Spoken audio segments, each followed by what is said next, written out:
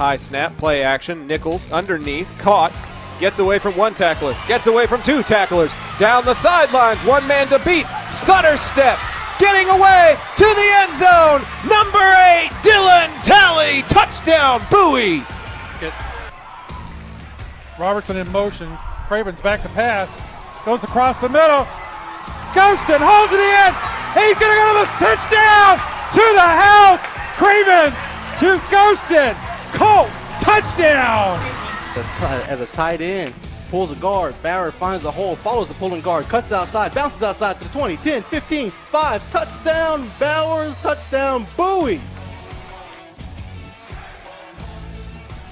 And folks, we have history at Haltom. Danny Bustamante has just pitched a no-hit, no-run, no-walk shutout. A perfect game for Danny Bustamante. Rios looks at Alvarado and turns home. It's going to that left field gap. That's a base hit. Here comes Axel Alvarado. The Colts are going to take the lead in the top of the 7th on the base hit by Gannon Howard. Burkle out of position. They've got to pass, and they've got to go. Fatomeco with the pass. Mirario has a bit of a look, shot on goal, and he gets it in! Two tight end set here as we go to the left-hand side with B.J. Rogers. Rogers is into the second level. B.J. Rogers to midfield. One man trying to catch up to him, but he will not. Number 6 in for 6. That will do it. This broadcast is under intellectual property and may not be repurposed or reproduced without express written consent. Enjoy this presentation from Zach Arnold Productions. Energetic Media Solutions. It's a little bit cooler than it was yesterday, and the breeze is definitely going to help our cause as well. But we're ready for day 2 action of the Corpus Christi Coaches Association BSN tournament. And Zap has the double header coverage for you here on YouTube. The pregame show presented by Chapman Cornelius Insurance Services is coming up right after this. John Wade Roofing is celebrating 40 years serving the Arlington area. John Sr. played for Colt football and was the team MVP in '76. He went on to play for TCU, earning all conference honors. The family has a Colt legacy that spans generations and wants to help your family's roofing needs, plus gutters, painting, solar, and more. For more information, go to johnwaderoofing.com. Are you a small business owner looking for reliable insurance coverage? Or perhaps you're navigating the complexities of Medicare? Look no further. Chapman Cornelius Insurance Services is a family-owned, independent insurance agency with over 50 years of experience with tailored insurance solutions for small businesses and their owners. Whether you need home and auto, business insurance, or individual or group medical, Chapman Cornelius has knowledgeable agents who will help you select just what you need. Call April Chapman or Jason Ott at 817-265-3346. Good afternoon, everybody, and welcome into Tuloso-Midway Ballpark, home of the Warriors, lovingly known as TM by the locals. And it will be the Warriors who will be hosting your Arlington Colts for this first game of a doubleheader action that the Arlington Colts will be playing.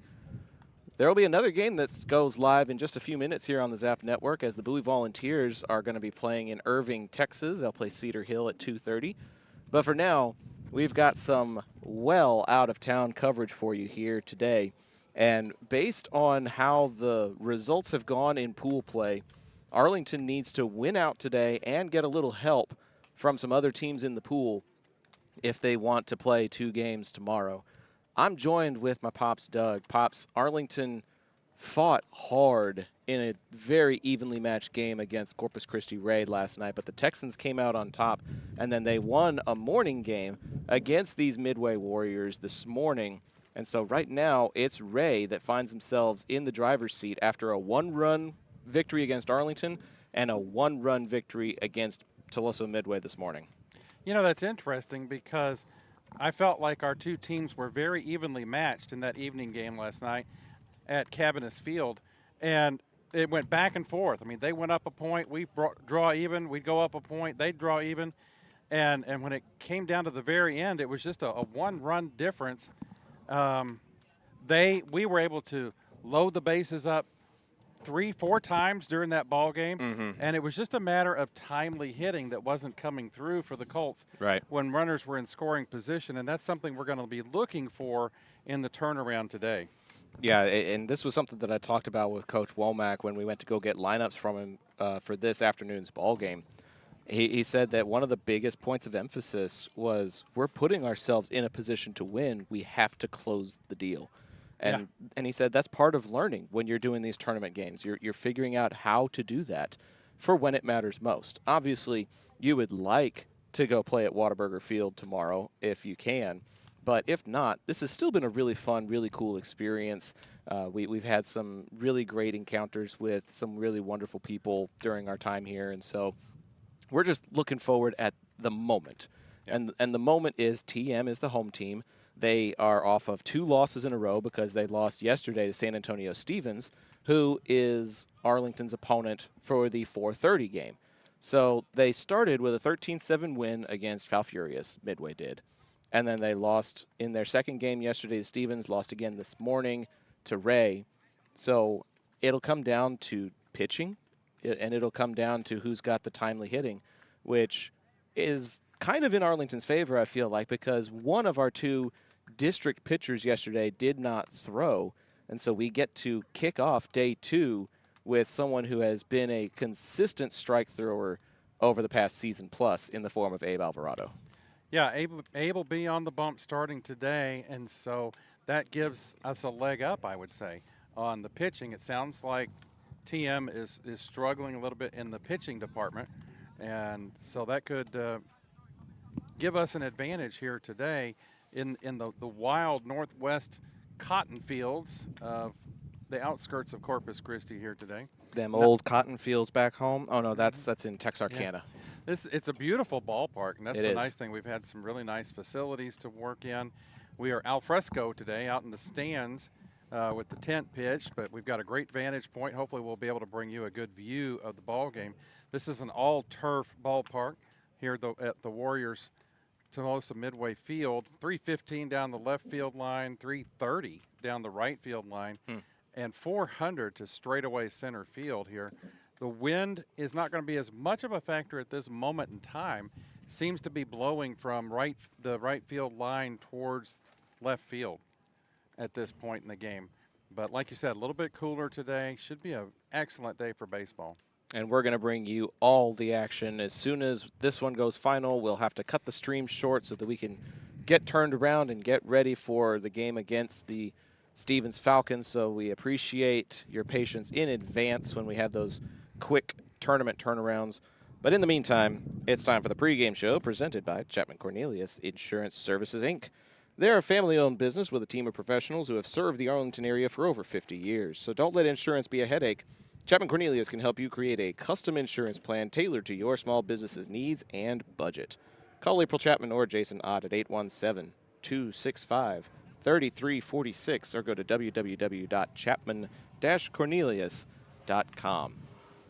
Pops, I'm taking a look at the actual uniforms that TM is wearing.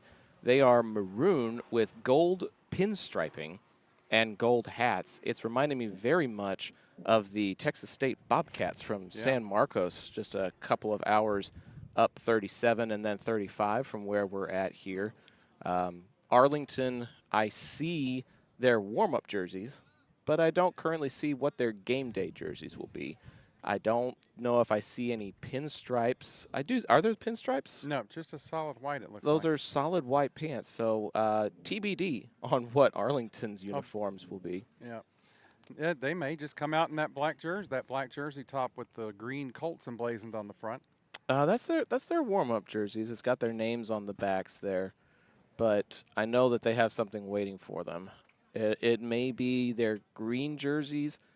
They used their gray ones yesterday. It could be their black jerseys. They have black jerseys at their disposal. But it's definitely not the uniforms they'll be wearing for district play. So far, they have been keeping those hidden from us. Yeah, and waiting wait for the big reveal. Waiting to unveil, maybe for the home opener whenever we get back to town. But we have seen a sneak preview, and it is a sharp-looking uniform. You're going to love it. We're looking forward to doing that and looking forward to bringing you today's tournament action. Arlington split the day yesterday with a win here at TM Ballpark against Falfurrias. Danny Bustamante was solid as usual, threw about 100 pitches and helped his own cause with an RBI double down the left field line.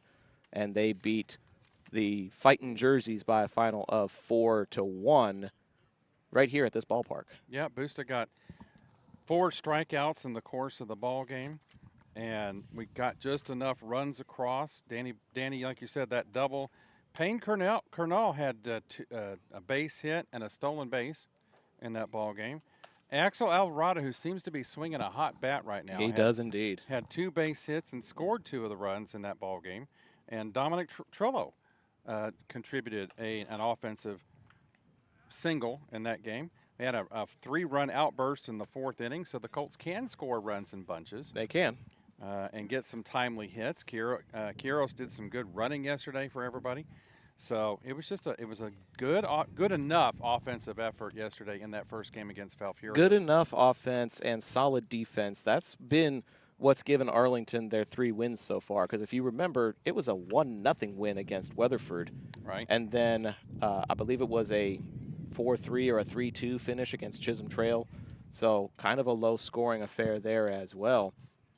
And it was a pretty low-scoring affair in Game 2 as well, a 3-2 final against Corpus Christi Ray that finished, unfortunately, on a walk-off walk. Coach Womack loaded the bases to try to get the force out at home, and unfortunately, the Ray Texans had enough patience at the plate to draw a walk late in that ball game. It was late into the evening. It was almost 10 o'clock at night. I think everybody was kind of ready to go home, and that's exactly what Ray did in the bottom of that 5th inning. This is the one thing that I find unfortunate about tournament play. Those 2 teams were so even. I wish we had gotten 2 more innings of that. Right. If you had been able to play the full 7, who knows how that 6th and 7th inning would have played out. But unfortunately, due to the 2-hour time limit, Arlington came up on the short end in Game 2. Well, and like I was saying earlier, it was a very much a seesaw match, back and forth, tit for tat, and for every score they made, we seemed to have an answer, and vice versa. And it was just, we saw a little bit of everything. We saw rundowns, we saw, just all big strikeouts to end an inning. Yeah, we saw some stolen bases. There was a big triple that went over Gannon Howard's head. I'll be interested to see if he's gimpy in today's action after that hard fall that he took. Yeah, he took a fall out there in center field, diving for the ball that went over his head to the fence. And the only thing I can figure is he probably got the wind knocked out of him because he came right back out. He did. He stayed in the game. He did. Coach went out and checked on him, and he stayed in the ball game and batted his turns at bat the rest of the night. So it wasn't a serious injury. It was just a jostle. But still, that kind of thing can make you sore the next day. True. And so you sleep on that, and you wake up, and maybe you're feeling a little different. We'll see if that plays a factor. Especially trying to sleep on a hotel bed. Yeah, we've learned the hard way what that's like, trying to make our accommodations as homely as possible for our stay. I feel like we've made the most of it, though. The place that we have found has enough space and enough privacy to help us enjoy the weekend here in Corpus Christi. And we were able to thread the needle and have it about 10 minutes away from Cabanis and about 15 minutes away from this ballpark. And so it's kind of become like a central hub for us whenever we finish up. We don't have too long of a commute to get back and rest up. No time to rest today, though, as Arlington will have a doubleheader that the next game will be about 30 minutes after the conclusion of this one. Pops, what do you think that could do for a team's morale and a team's stamina as you finish up one game regardless of where you land on the emotional meter? Excuse me. And then you have to immediately get ready for the next game within a half an hour. Well, baseball is such a mental game. It's a thinking game, and it makes it hard, I think, to reset yourself, reset your game mind in a half an hour. The other thing that you're going to look at is the further you get in tournament play, the more shallow your pitching reserves come. Yes. And with AB on the mound today, we will have pretty much seen our 3 presumed starters. We can't tell what Coach Womack is going to end on, but we saw Buechele yesterday and we saw Bustamante yesterday.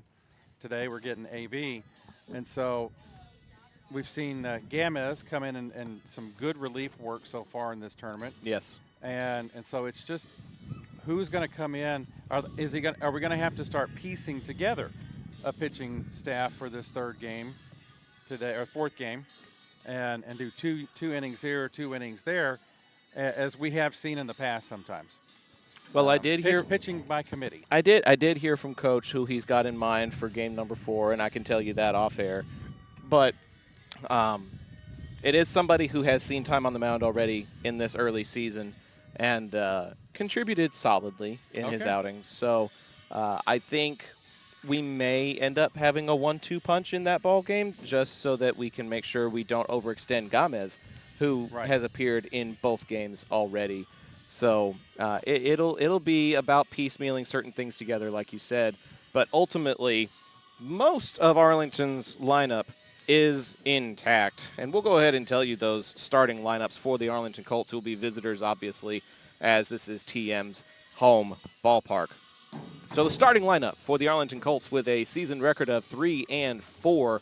Leading off and playing center field, it's number 2, Gannon Howard. So he will be in the starting lineup at the top of the order, as he has been. Batting second and playing shortstop is number 4, Danny Bustamante. Batting third and playing right field, Payne Kernal. Kernal in right field. The cleanup hitter, as you mentioned, Pops, Axel Alvarado, drew a couple of walks in the game against Ray and then got a 2-for-3 outing in game 1. His on-base percentage has been very, very good so far in South Texas. And you know, I'm sorry, I know you're in the middle of the lineup. That patience in yesterday's ball game is just as impressive to me as getting those base hits. Absolutely. He's seeing the ball well at the plate when he's at bat, and that may be because he's the catcher. It could be. He knows what the strike zone is. Exactly. So he'll bat cleanup, and Noah Cifuentes, playing first base, will bat 5th in the order for the Colts. A.B. Alvarado, Abe, will bat 6th and bat for himself at the pitcher's spot. In left field, number 6, Colin Murphy. Murphy in left field. Jacob Frias, number 8, gets the start in spot number 8 in the lineup, and he'll play second base. Jacob got the triple in yesterday's ball game against Falfurious. He did. One of the most exciting plays in baseball. He's got some experience at this ballpark and kind of knows where to place it. We'll look forward to seeing if he can do that again. And then if AB does need to be subbed for, he'll go to third base. So the third baseman for now is Adam Tayara. He'll go into the 9 spot in the lineup and play third base until AB's outing is done. And once that happens, he'll slide over to the DH. So Tayara batting 9th, starting at third base, and sliding to DH when necessary. That's the starting lineup for Game 1 for the Arlington Colts. They're facing a 7-4 overall TM Warriors squad, but they are currently on a 2-game losing streak after falling 6-4 to San Antonio Stevens and 3-2 to Corpus Christi Ray. So they're very much in their ball games, Pops, when they're not coming out on top. Yep. They're very competitive in those games, but unfortunately Coach J.K. Moody's squad has not come out on top in the last couple of outings. Our thanks to Coach Moody and all the other adults that we have interacted with for the accommodations that they are making for us here at both Tuloso-Midway and Michael Keene over at Cabinets Field. Yes. Have had some good interactions with the coaching staff and the fans. Yes. You know, being out in the stands here with our setup, had to run an electrical cable behind some fans, and they were very helpful today. Baseball people are just good people. It's a good community. Yep. It's a fun community to be a part of. Midway finished the 2025 season with a 28-9 overall record, including 6-2 in District 31 4A. Made it to the regional finals under Coach Moody and returned 7 starters from last year's 28-win squad. So they've got a lot of experience out there, but it is a 4A school, and so maybe depth can have something to do with it as well, as was evidenced in our game against 3A Falfurious yesterday. Arlington just had the stamina to outlast the Jerseys in that ball game. So we'll see if that plays a factor in today's game or not. There's a lot of either siblings or cousins in TM's lineup. We'll go ahead and bring those to you real quick. We've got Richard Sanchez, the shortstop, leading off for the Warriors, and he'll be followed by the center fielder, Jaden Smith. Zachariah Morales bats third and plays first base. He'll be followed by the third baseman, Caleb Cantu. Carlos Trevino is going to bat for himself and pitch in the 5 spot. JC Escareno bats sixth in left field. Batting seventh and catching, Patricio Acosta. Batting eighth at second base, Caden Trevino. So there's a Carlos Trevino and a Caden Trevino, and then the order is rounded out by the right fielder, number 6, Ethan Cantu. So you got Caleb Cantu at third and Ethan Cantu in right. And we'll remind you of the defensive alignment when this game gets underway, but there is Coach Moody coming out to meet with Coach Womack as they confer with the umpires and get ready to bring this game underway. Go ahead and copy that link, hit that share button, send it to your group chat, let the folks at home know that it's almost time for some Friday afternoon baseball here on the Zap Network. Pops, we had a really, really good turnout during the 2 games that we covered yesterday. Falfurious copied the QR code and sent it to their fans down south of here. We had some fans from Corpus that sent it to their relatives that couldn't make it out to Cabinets for that late night game last night. A very, very fun turnout for both of yesterday's games, and we're looking forward to maybe having an engaging chat here today. If you subscribe to the channel and wait just a brief 10 minutes, you can join the chat here on YouTube and let us know where you're tuning in from. The Colt fans that traveled from Arlington down here to the Corpus area are just now streaming in. Coach Womack is finished with his meeting at the mound, and we're getting ready to play some baseball as the TM Warriors come out to the third base area. You can see that on the left side of your camera there. We got our umpires in place. We got about all the pieces we need to play some ball here this afternoon. Speaking of all the pieces, we were able to put all of our pieces of our setup together in these grandstands very quickly and very effectively today, which I am indeed most grateful for. Well, and that move last night was just very well done when we had to break down from here at TM and travel the 20 minutes over to Cabinets Field and then get it all set up in time in order to get first pitch in for that 8 o'clock game. And it was a very efficiently done transition last night. Kudos to our entire Zach Arnold Productions team here in Corpus. I think if you and I had tried to do it ourselves, it would have been trouble, because you and I have tried to do these types of tournaments, just you and I, and I can say with confidence that it was definitely better for us to have the help that we have had. Are these the new jerseys? No, I don't believe they so. are. Are they? We'll have to get Gannon to turn around here. I think it's a white on white, well, but I think it's a cream. No, that is it. I think this is the new jersey. That's the new jersey. You guys that are tuned in are going to get a sneak preview today. This is the grand unveiling of the new Arlington jerseys that say Colts on the back and have the Arlington A in the upper left patch of the jersey in green. Number and the script Colts on the back of the uniform. And I believe there's a number on the front. I really bottom hope right. There better be a number on the front, otherwise we're not going to be able to tell who the base runner is. Yeah. Doesn't look like we're going to have a national anthem. We're just going to play some baseball here today on YouTube. And we're excited to be bringing you that action. Fans are streaming in, got their sunflower seeds ready to go. Got their stadium chairs, much like we got. We had to run out to Academy and get some because we knew what the accommodations would be today and wanted to enhance them a little bit. So everybody has what they need in order to be successful here for first pitch out at TM Ballpark. A reminder, fans, that first pitch is presented by our friends at Modern West Windows and Doors. As we open this game, open up your home to new possibilities with Modern West by visiting modernwestwindows.com. Gannon Howard leading things off. Danny Bustamante batting second. Payne Kernal batting third. Those will be the three young men guaranteed an at-bat to start this ball game. Morales is at first base. Caden Trevino is at second base. Caleb Cantu at third. Sanchez at short. Escareno is in left. Smith is in center. Ethan Cantu is in right. Patricio Acosta is behind the plate, catching for Carlos Trevino.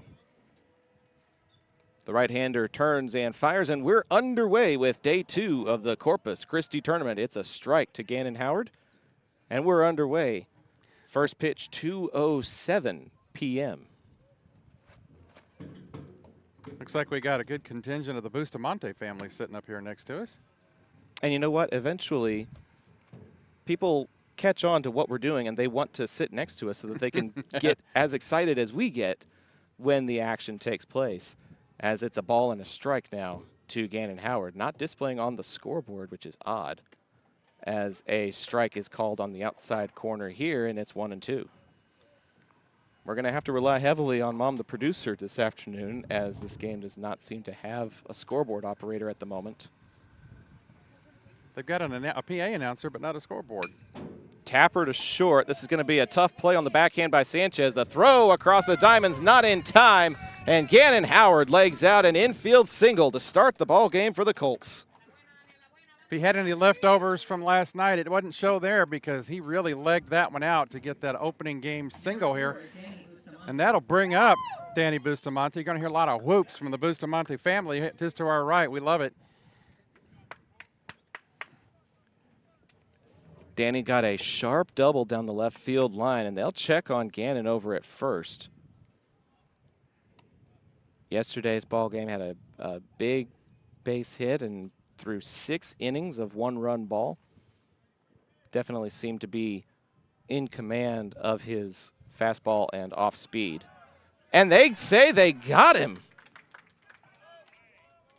Gannon Howard got a little too far away from first base, and he is stunned that he got picked off over at first. Barrientos not arguing too much over there. Trevino to Morales, and Howard is picked off and retired, and there's one away now for Bustamante. Trevino has a really good move over there. Swing and a miss from Busta, and it's a strike.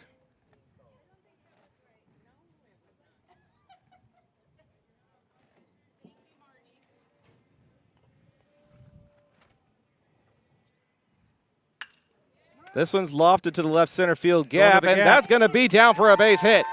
He's rounding first and heading for second. He's going to go for 3. Bustamante wheels his way to third for a stand-up triple.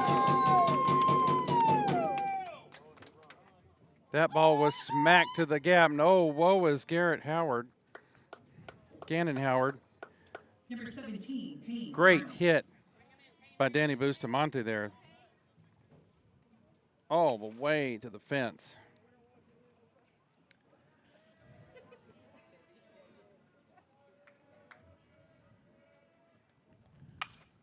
This one's in play. This might be deep enough.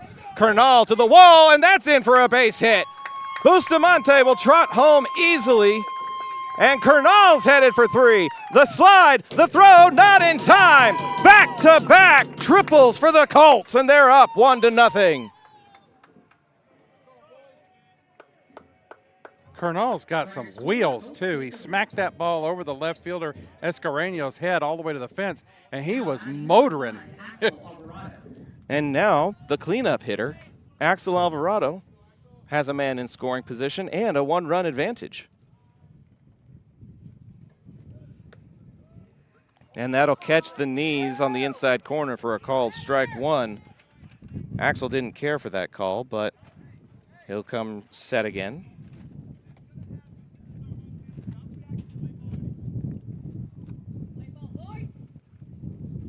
The 0-1 is in there for an 0-2 count now.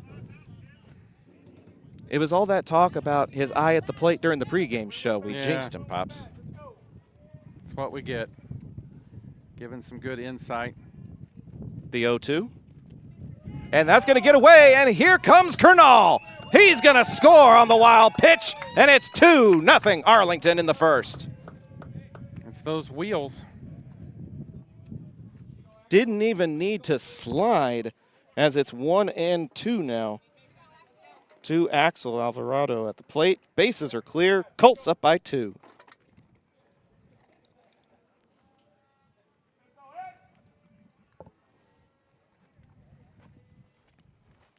The 1-2 is a chopper over the head of the pitcher. On the roll, a quick bobble. The throw is in time. Not by much, as Caden Trevino is able to bobble it into his hand out of the glove and send it over to Morales for the 4-3 putout. And that'll represent the first out of the inning. Second. Oh, the pickoff. That's right. 2 away.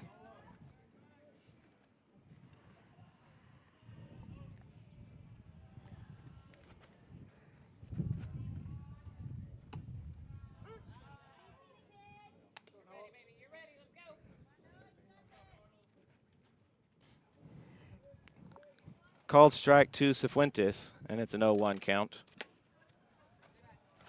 We'll make that 1-1 as that one tails too far away. This umpire's doing a really good job of putting the hand signals up too. Yeah, he's communicating in order to help make sure we stay on top of things. 2-1 the count.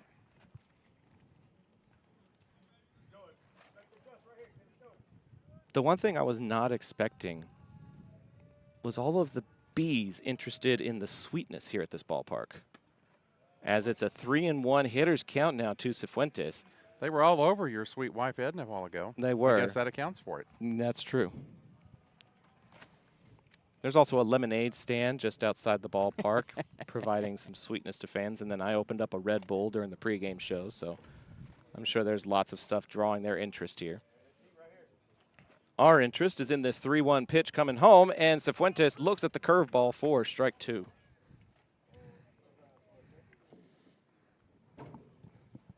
Full count now with 2 outs for Cifuentes. And that one's going to catch the corner for a called strike 3. The backwards K ends the inning, but not before Arlington gets 2 triples and scores on a wild pitch. It is Arlington 2 and the Warriors coming up to the plate when we head to the bottom of the first here on Zap. Back after this. Whenever a plumbing problem hits your home, experience matters. Pipe & Peak is a family-owned residential plumbing company with 16 years of experience that you can trust. They handle everything from yard leaks and slab leaks to tunnel work, and they're specialists in replacing old cast iron pipe. No job is too big or too small, and their pricing stays competitive. If you're seeing signs of aging pipes, now's the time to act. Send an email to Caleb Renfro to see how Pipe & Peak can help your home. When your high school field needs to look game ready, trust John Kling and the pros at Field Ops North Texas. This veteran-owned team delivers fast turnaround and long-lasting field striping for football, soccer, lacrosse, and more, using professional-grade paint and equipment. Field Ops proudly serves schools and communities across North Texas, helping student-athletes compete on fields that look as good as they play.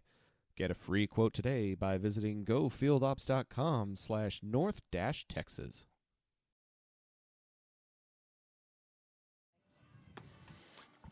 To the bottom of the first inning we go. We talked about the TM lineup, but we'll go through it again one more time. Leading off at shortstop, Richard Sanchez. The center fielder, Jaden Smith, bats second. Zachariah Morales, the first baseman, will go third. Batting cleanup, Caleb Cantu. The pitcher, Carlos Trevino, bats fifth. Left fielder is J.C. Escareno. Batting seventh, the catcher, Patricio Acosta. Batting eighth, the second baseman, Caden Trevino. And the right fielder, Ethan Cantu, rounds out the order for TM. Defensively, around the horn for Arlington, at first base, Noah Cifuentes. At second base, Jacob Frias. At third base, Adam Tayara. At shortstop, Danny Bustamante. Colin Murphy is in left. Gannon Howard is in center. Payne Kernal is in right. Axel Alvarado's donning the catcher gear and will be getting the start behind the plate. And on the mound, senior number 20, Abraham A.B. Alvarado. That is the defensive alignment for your Arlington Colts.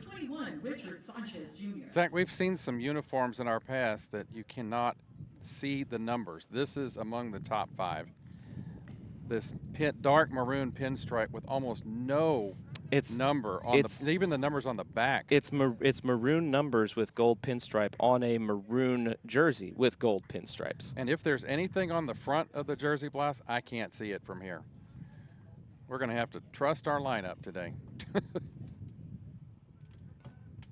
Right-handed hitting Sanchez Jr., as the PA announcer called him. Swings at the first pitch he sees and sends it to the right center gap. On his horse is Howard, and he'll fire it back to the cutoff man Frias, but it's a leadoff single to right for Sanchez.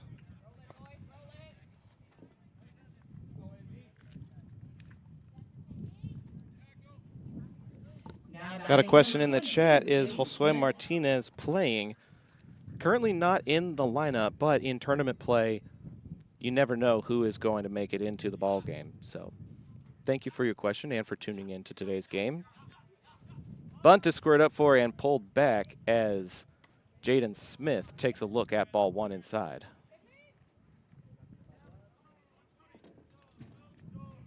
Smith getting the start in center field, which is John Fogarty's favorite position to play. Bunt is a bouncer in the turf, and it's 2-0. All turf here. Over at Cabanis, there was dirt on the pitcher's mound, but there's not even dirt on the pitcher's mound here at TM.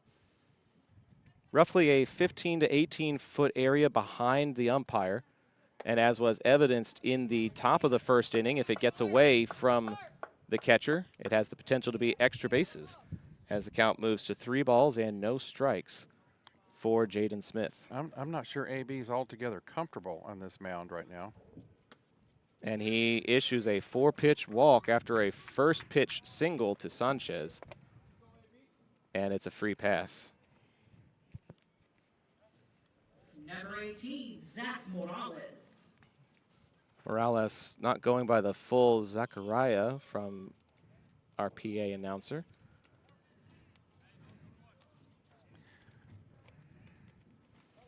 Two on and nobody out after Arlington was able to claim 2 runs in the top of the first inning.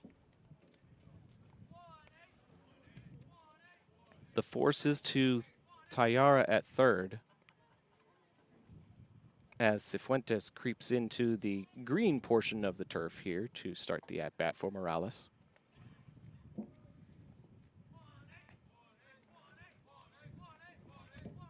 Bunt is squared up for. It is back to the pitcher. They have the chance to go to 3. They'll go to 1 instead as Frias covers for the out, sliding over from the second base position to the first base bag. That's technically going to be listed a 1-4 force out or fielder's choice. Number 10, Caleb Gandu. Very, very well executed bunt there by the first baseman, Morales. And that puts moving 2 runners into scoring position. 2 men in scoring position now for the third baseman, Caleb Cantu. And the curveball drops in for a strike 1 looking.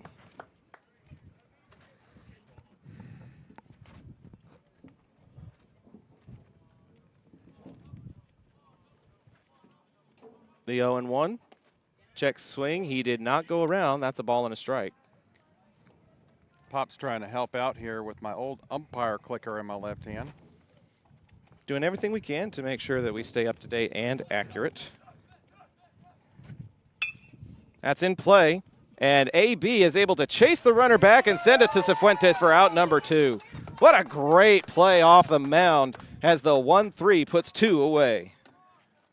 Great reaction there. Great looks as he stared down the runner at third, Sanchez. That's just senior experience. He knew to look the runner back and was able to force the out of Cantu to Carlos Trevino, the pitcher, trying to help his own cause with 2 on and 2 out. That first pitch is low and away for ball 1.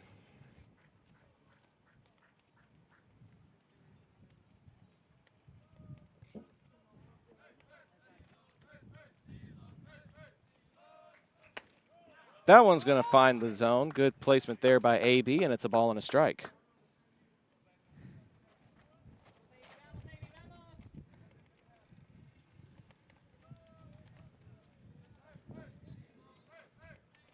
2 men on, 2 men out. AB turns and fires. That one's right back to him again, and the third baseman shows his hot corner hands to get another 1-3 put out and gets out of the jam. Great, great defense as AB collects all of those outs. The 1-4 fielder's choice, the 1-3, and another 1-3. And TM comes up empty. We're through 1. The Colts are ahead by 2. Back after this here on Zap. John Wade Roofing has been serving the Arlington area since 1982, but the Wade legacy runs much deeper in the city of Arlington. A pioneer family that has had roots going back decades, John Wade and Company saw relatives attend the Cooper Street Arlington High campus and has had members play in Colt athletics for decades, and they're looking forward to serving this community for decades to come. Find out more at johnwaderoofing.com. Navigating Medicare options isn't easy. Hi, I'm Patsy Arnold, and when the time came to navigate my options, I went to Chapman Cornelius. They helped me find the best plan for my needs, quoted me life insurance options, and guided me in making my decisions every step of the way. They want to do the same for you, so give them a call at 817-265-3346 or visit chapman-cornelius.com. Second inning is presented by Pipe and Peak Plumbing. Call Caleb Renfro if you need cast iron replacement specialists at 817-807-7069. Pipe and Peak, serving Arlington for over 16 years. AB with 3 flashes of the glove back to back to back in order to keep those runners from making it home. And you mentioned during the break, Pops, that type of athleticism is the type of thing that you see those reflexes from someone in the hot corner, which is where he plays when he's not on the mound. Yeah, it'd been very easy for 2 of those hits to go right past him into center field, and the scoreboard could look very different, although it looks like nothing right now. Oh, no, we got somebody with scores up there. We have 2. We have a 2 up there now. We may have somebody running the balls and strikes. We shall see. But it could be very different right now had he not had those cat-like reflexes on the mound to snag those balls before they could get by him. Very, very good defense for his own cause by AB. That'll be taking us to the top of the second, and it's actually AB leading things off in the 6th spot, 6, 7, 8 in the lineup for Arlington. They sent 5 to the plate, plated 2 in that first inning. Alvarado, Colin Murphy, and Jacob Frias, the next men up in the Colt lineup. Trevino's first pitch is fired in there for a called strike 1. There's a strike There's on the board. a strike on the scoreboard. I was waiting. The 0-1 is too far inside. That's ball 1. I did a lot of PA work in my day, and I used to, for softball and baseball, I could run the scoreboard and do the PA at the same time. Well, because you were having to do music and stuff in between, but then you're not doing it during the game, as that one is low and inside, and the count moves to 2 balls and a strike now. Regardless, my mom, Patsy, is on it with the score bug that we've got here on the Zap Network, as that one tails away for ball number 3. Hitters count now here for the leadoff batting pitcher for the Colts, Abe Alvarado. The delivery. It'll take a look at a called strike 2. Just hits the outside corner there, and the count runs full. I think he probably saw a trend there with the pitcher Trevino, and he was going to make him come into the zone there. Payoff pitch now. And he gets a piece of that curveball. It's a slow roller to first base. And the throw is in time. Caleb Cantu over to Morales for the 5-3 putout.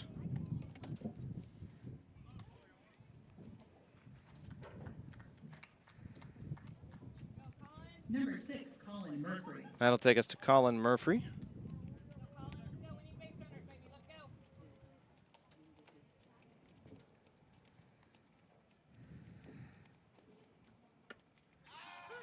Called strike 1 to Murphy.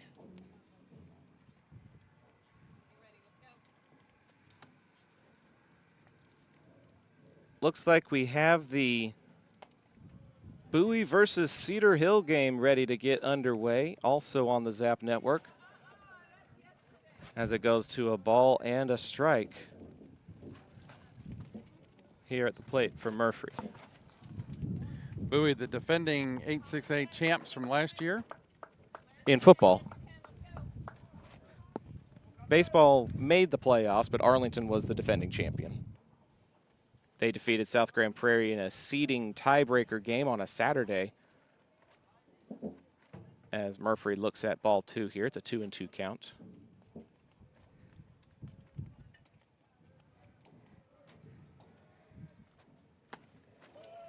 And he's going to get rung up for strike 3. Second strikeout by Trevino.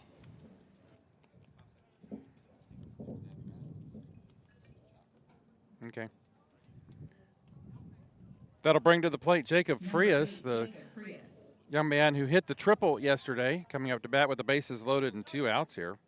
Frias playing second base for your Colts today. The first pitch a little bit high and outside for ball 1.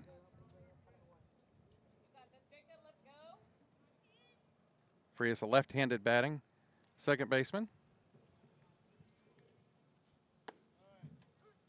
Called strike there. He kind of thought about it. Count runs to 1-1.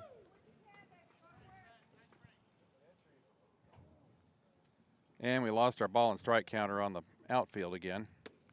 Swung on and missed by Frias. Count runs to 1 ball and 2 strikes now.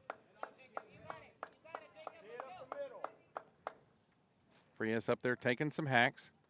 Asked for a little bit of timeout to readjust some things here. The 1-2 count coming in.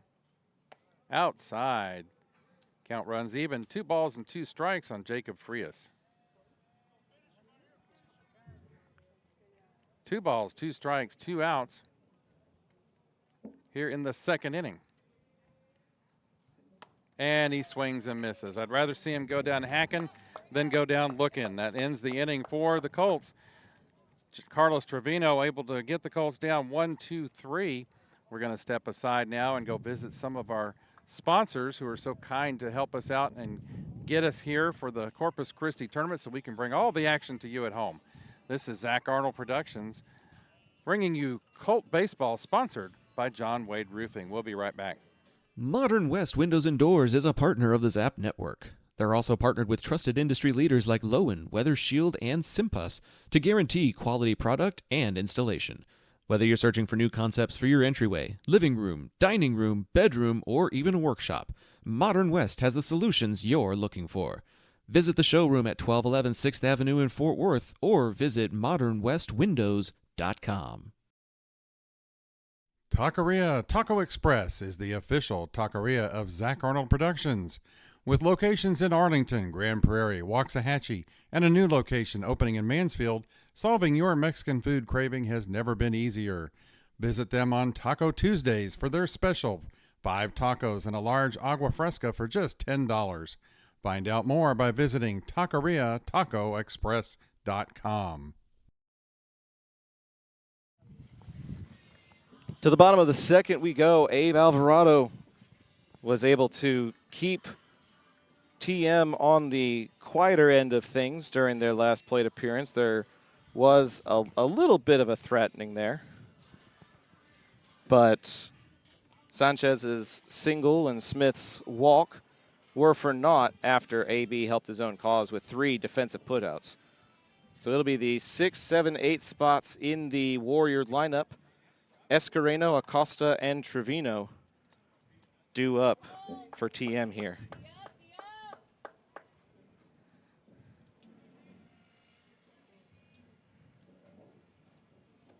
Swing and a miss to start the bottom of the second.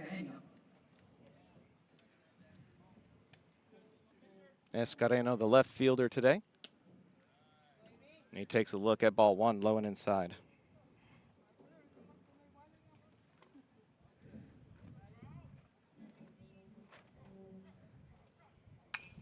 Chopper, back to the pitcher. The underhand to Cifuentes. Pops, I don't think I can recall the last time the pitcher recorded 4 outs in a row. Yeah. 1, 2, 3, 4. He's really on a roll here. Number 3, Pat Acosta. Patricio Acosta, the right-handed hitter and catcher in today's game.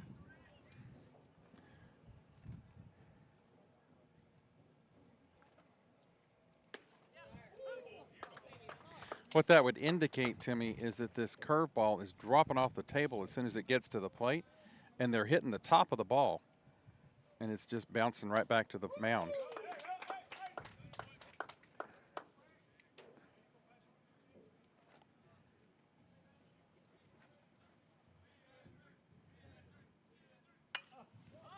In play to shallow right field. Who will make the call? It's the right fielder, Kernal. And it's 2 up, 2 down. Wind is still a little bit of a factor for the outfielders, but Payne had no problem hauling that one in for the second out here in the bottom of the second inning.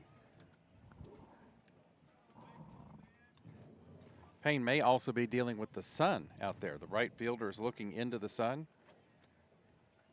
Good job by Kernal.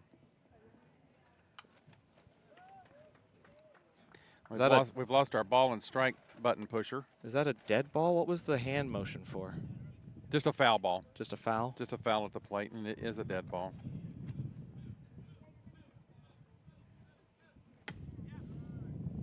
And that one will be called a ball just outside. It's 1-1.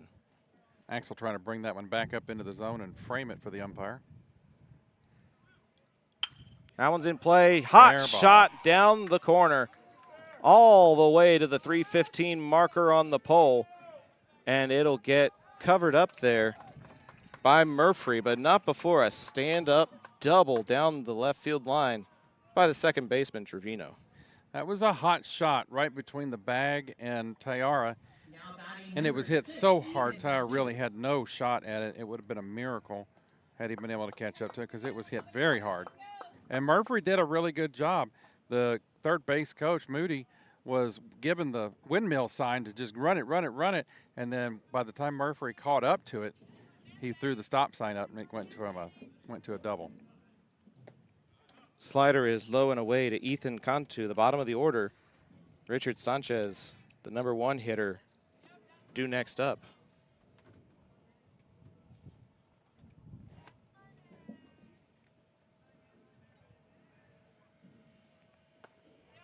That one finds the zone for a called strike.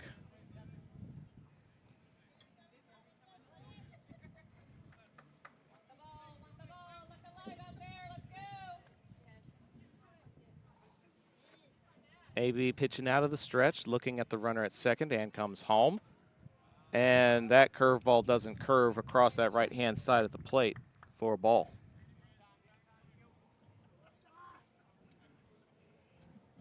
Two and 1 the count with 2 away.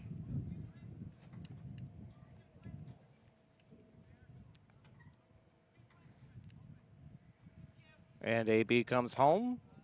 3-1 now to the right fielder.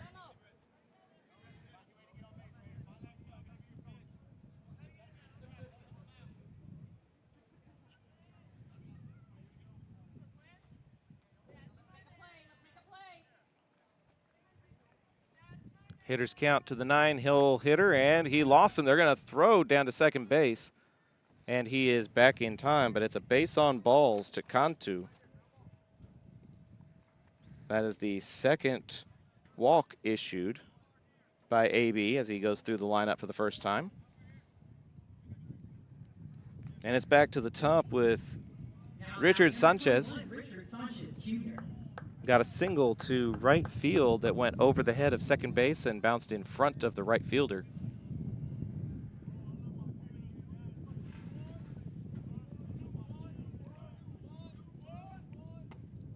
And that's going to be a called strike. Even though Sanchez checked his swing, AB still got it across the zone. It's 0-1.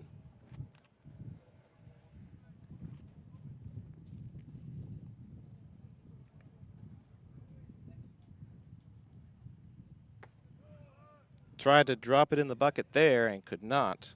1-1.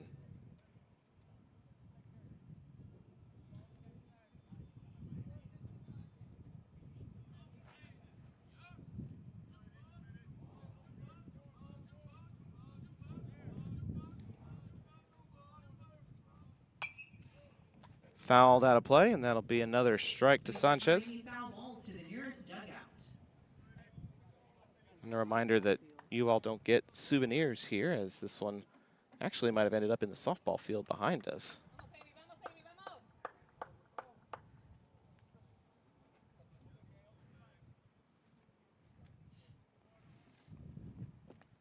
One ball, 2 strikes, 2 outs to Sanchez Jr. Steps out of the batter's box and comes back in.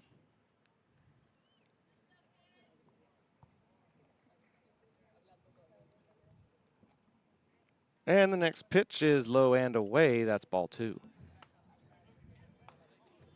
2 balls, 2 strikes, 2 outs, 2 men on here in inning number 2. A lot of deuces.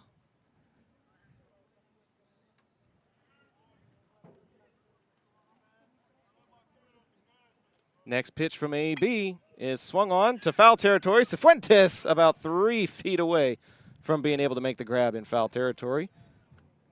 And it'll just be a foul, and it'll stay 2-2.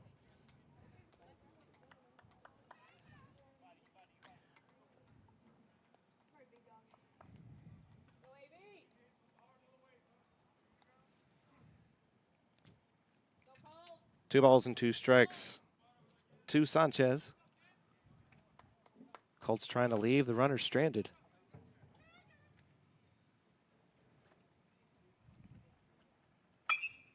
To second base. It's going to skitter off of Frias, and the runner is headed for home. They're going to throw to third, and the tag is going to be in time for out number 3, but not before Trevino comes across to score a run for TM.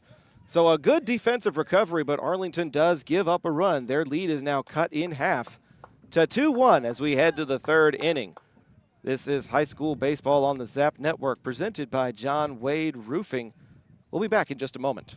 John Wade Roofing is celebrating 40 years serving the Arlington area. John Sr. played for Colt football and was the team MVP in '76. He went on to play for TCU, earning all conference honors. The family has a Colt legacy that spans generations and wants to help your family's roofing needs, plus gutters, painting, solar, and more. For more information, go to johnwaderoofing.com.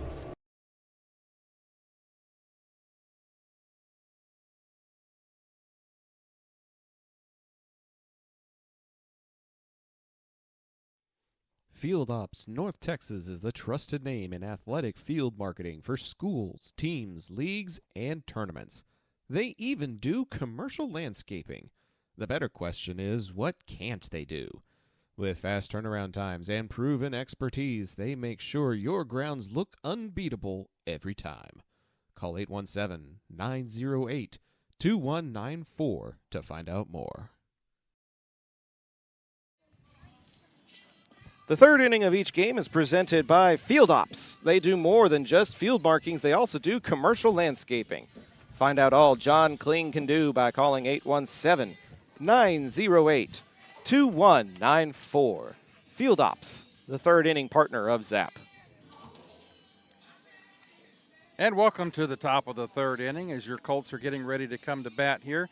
Carlos Trevino on the mound for TM to start this top of the 3rd. Your Colts will be sending up their 9-1-2 batters to the plate this inning, leading off number 12, the 3rd baseman for now, Adam Tyara. On deck, Gannon Howard, the center fielder, and in the hole, Danny Bustamante, the shortstop for today's ball game, and pitcher par excellence in yesterday's game. Tyara, Howard, Busta, your 1-2-3 batters this inning. Colts up 2-1 here. Gave up 1 run there in the last half inning to close that gap to a 1-run lead. Yeah, technically that one bounced off of the shoulder of Frias and went towards center field, but he made a good recovery and threw in the direction of a base runner who got a little too greedy. So by my book, the batter Sanchez reaches on an E4, but then the 4-5 fielder's choice over to Tyara at 3rd resulted in the 3rd out of the inning on the throw. First pitch to Tyara was a curveball strike. Second pitch is low and outside. Counts 1-1 to Adam Tyara. The Bowie Vols and the Cedar Hill Longhorns are officially underway, also on the Zap Network, with Jot Holly and Cameron Wilcox on the That call. ball's hit up the middle to the second baseman who bobbles the ball. That's an E4. He got the ball in his hands. 100% an E4. If that doesn't stumble out of his glove, Tyara is beaten. Still a runner at first base to lead the inning off here, and that brings us to the top of the order. Gannon Howard. Just got to, again, mention how excited I am that the Zap Network is providing opportunities for the next generation of broadcasters. A TCC, Tarrant County College intern, Cameron Wilcox, getting his play-by-play color commentary debut for that Bowie versus Cedar Hill game. Howard squares to bunt, looking to play some small ball. They throw down to first base, but Tyara's back easily. Ball one at the plate there to Gannon as that one was low and away. Pretty good dig by Acosta to keep that from getting past him. Tyara would have easily had second base. Trevino comes set, throws over to first base, and he dives back. They've already picked one runner off at first base in the man at the plate, so they thought they were going to try it again. Tyara back in plenty of time. Morales holding him close. Trevino comes home with it and squares to bunt again, does Gannon Howard, and again pulls the bat back in time for ball two. 2 balls, no strikes to the second batter in the inning, Gannon Howard. Yeah, and you know that Arlington made some adjustments now that they've seen what Trevino's pickoff throw looks like. Not quite as strong of a lead and waiting to take an extra step or two until you see him make the motion towards home. 2-0 pitch. Gets away from the catcher. Tyara is going to cruise into second base standing up. That's another wild pitch at Trevino's expense, and Arlington so far has done really well at taking advantage of it. 3-0 now to the batter, Gannon Howard. Nobody out here in the inning. A runner at second base now for the Colts. Yeah, and if I'm Coach Womack, we are daring Trevino to throw a strike. The bat is going to sit on Gannon's shoulder for this pitch. Yep. The 3-0 delivery. Curveball that drops right into the zone for a called strike one. And there's some pretty good motion on that curveball, and the speed is very different from the rest of the velocity of his pitches. Very easily able to cross somebody up. 3-1. Outside for ball 4, and Gannon Howard earns the free pass. Nobody out. Runners at first and second. For you baseball aficionados, the infield fly rule would be in effect here. Runners at first and second, or first, second, and third with less than 2 outs. A pop fly in the infield should be automatically called out by the umpires. But we're just going to get Danny to hit one out into the outfield and bring these 2 guys in. Oh, I jinxed it. See? No, Danny's too good for that.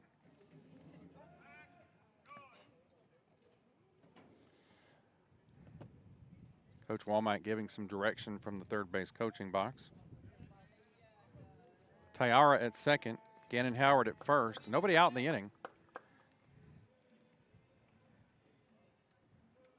Trevino's first delivery as he takes a couple of looks at Tyara. Pitch outside. No activity in the TM bullpen, but if Arlington loads the bases here, I would think there has to be at least a mound visit to check in on your pitcher. Little cat and mouse going at second base with Caden Trevino sneaking in. The pitch gets away from the catcher again. Both runners will move up to their next bases standing. Bustamante took an interesting position going to the opposite side of home plate there. Just in case it continued to carry him away from Acosta, he would be able to indicate to his teammate Tyara whether he needed to dive or not if he was sliding into home. 2 runners in scoring position now. Count 2-0 on Bustamante. Nobody out. Next pitch is tapped at the plate and behind for a strike. 2 balls, 1 strike now the count on Danny Bustamante. Waiting on deck, Payne Kernall. Got a triple his last time at bat.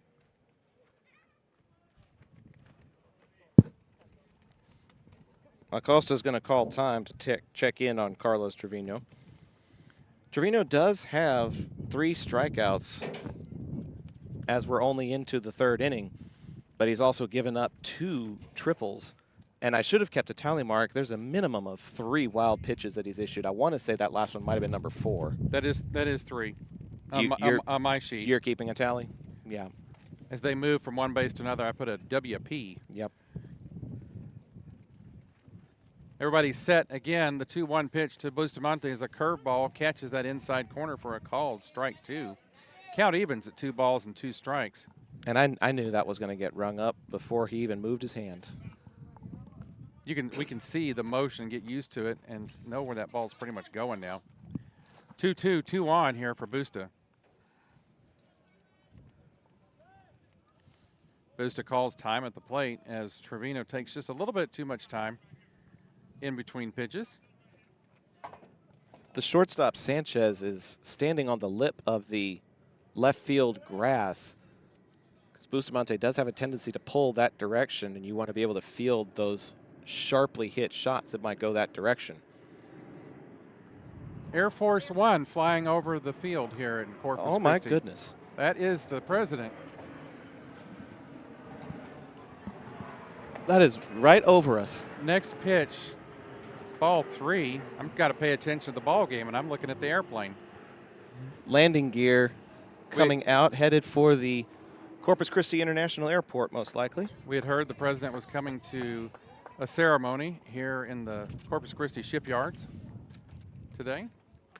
That curveball rings Danny up looking. He doesn't like it. That's the first out of the inning as Bustamante sent back to the dugout, and that'll bring up Payne Kernall. If I'd been on it a little bit more, I would have been able to adjust the camera to pan upwards a little bit, but I'm sure your ambient mic heard the plane overhead.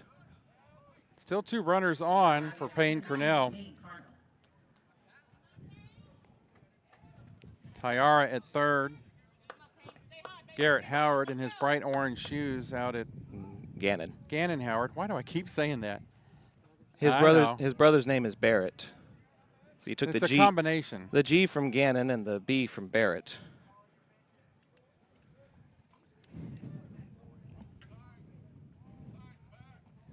Next pitch to Payne.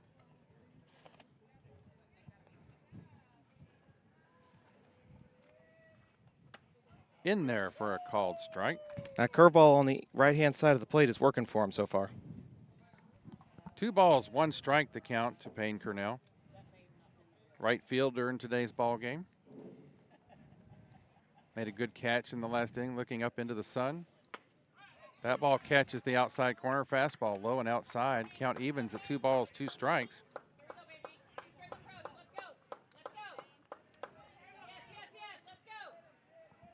Trevino set. Time called by Kernall at the plate.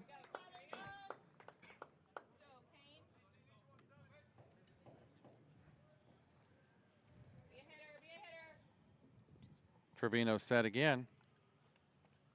And he deals. Tapped at the plate and behind him for a foul. It's a good cut, but that pitch was too low. If he laid off of it, that was ball 3. Count stays even at 2 balls and 2 strikes on Payne Kernall. I get it, though. With 2 strikes, you have to defend the plate. And you heard Womack yell out, good. He likes the swing, just got to put it in play. 2-2 delivery coming from Trevino. Curveball, Got swung him. on and missed. That curveball's working for him. 2 strikeouts in a row for Trevino takes us to Axel Alvarado, the man who has had the hot bat of late and the good eyes last night in the game against Corpus Christi Ray. Grounded out to second his I was first about to say, at-bat. most recent was a ground out, but not by much because the second baseman, Caden Trevino, bobbled it a little bit. There's a base hit that's going to score some runs. Right up the middle. Here comes Tyara. Around the third comes Howard. He's going to score. And the base hit by Axel Alvarado plates 2 more runs. Good piece of contact there by Axel. The second baseman was shading closer to right field, and it was just popped behind the second base bag into shallow center, and two more come across. It's 4-1 Arlington. That brings up the Colts' first baseman, Noah Cifuentes. Noah using this preseason action to get his eye-bat combination down here. First pitch from Trevino is a called strike one. Now batting number 26, Noah Cifuentes.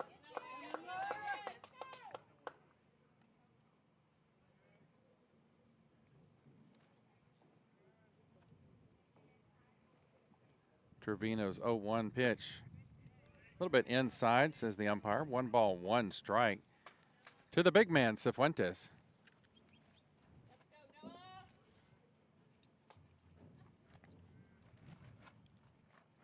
One delivery, swung on and fouled left over the third base dugout. Quiros has come in as a courtesy runner. There's a 2-4 on that jersey coming in for Axel. Looked like he was off and running on that particular pitch that Cifuentes fouled off. Makes sense that Quiros would come in and run, as let Axel get back to the dugout and put his catching gear on. Counts 1-2 on Cifuentes. Throw over to first base. Quiros dives back in. I would say he dove back in and got his jersey dirty, but there's no dirt out there. There's no dirt here, and we don't want to get these nice new jerseys dirty either. Not yet, anyways. 1-2 coming in. Curveball fooled him, as it is some of the other players. That does end the inning on the strikeout. But not before the Colts plate. Two more on the base knock. That gives Axel Alvarado 2 more RBI. We're to the bottom of the third. Colts are up 4-1 here at TM Ballpark. We'll be back with more Colt Baseball on Zap presented by John Wade Roofing after this. Are you a small business owner looking for reliable insurance coverage? Or perhaps you're navigating the complexities of Medicare? Look no further. Chapman Cornelius Insurance Services is a family-owned, independent insurance agency with over 50 years of experience with tailored insurance solutions for small businesses and their owners. Whether you need home and auto, business insurance, or individual or group medical, Chapman Cornelius has knowledgeable agents who will help you select just what you need.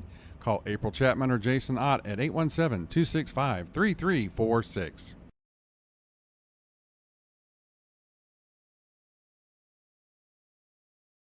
Looking for a plumber you can rely on? Pipe & Peak handles all your residential plumbing needs. From tunneling and slab leaks to camera inspection and sewer repair, and even cast iron replacement. They offer competitive pricing and now offer financing to make repairs easier to manage. Family owned and trusted for over 16 years, they treat every home like their own. Call 817-807-7069 to get your free quote and get your plumbing handled right. Back to TM Ballpark, Arlington with a 3-run advantage. Pops, we talked earlier in the ballgame that run support was something Arlington needed and situational hitting, and that's exactly what Axel Alvarado delivered in that last half inning. Yeah, it was a critical situation. We've been looking to bingo on there with 2 runners in scoring position, and Axel came through with a solid knock to the right side to get on base and bring those runners in. Taking a look at the back of the jersey, and we do have Jaden Smith coming up to bat for the Warriors. Smith leading off, Zachariah Morales, the first baseman, on deck. Caleb Cantu, the third baseman, in the hole. Smith, Morales, Cantu, 1, 2, 3 for the TM Warriors here. Abe Alvarado winds and deals. His first pitch is a called strike one. It's a good 12-6 fastball. Starts on the upper end of the quadrant, comes a little bit lower during the delivery, finds the strike zone. That one a little bit low for ball one. 1 ball, 1 strike to the leadoff batter, Jaden Smith, the center fielder in today's ball game for the TM Warriors. 1-1 pitch is swung on and hit towards the gap. Rolling over to his left and getting under it is Colin Murphy, making the catch to put the first batter away. 1 out in the inning. That'll take us to Zachariah Morales. Good play out there on the F7. Yeah, and I heard him too, because there's not a huge crowd here today for this 2 p.m. ball game, so you can kind of hear the communication that goes on in the field sometimes. And I heard Murphy go, I got it, to call off Gannon Howard.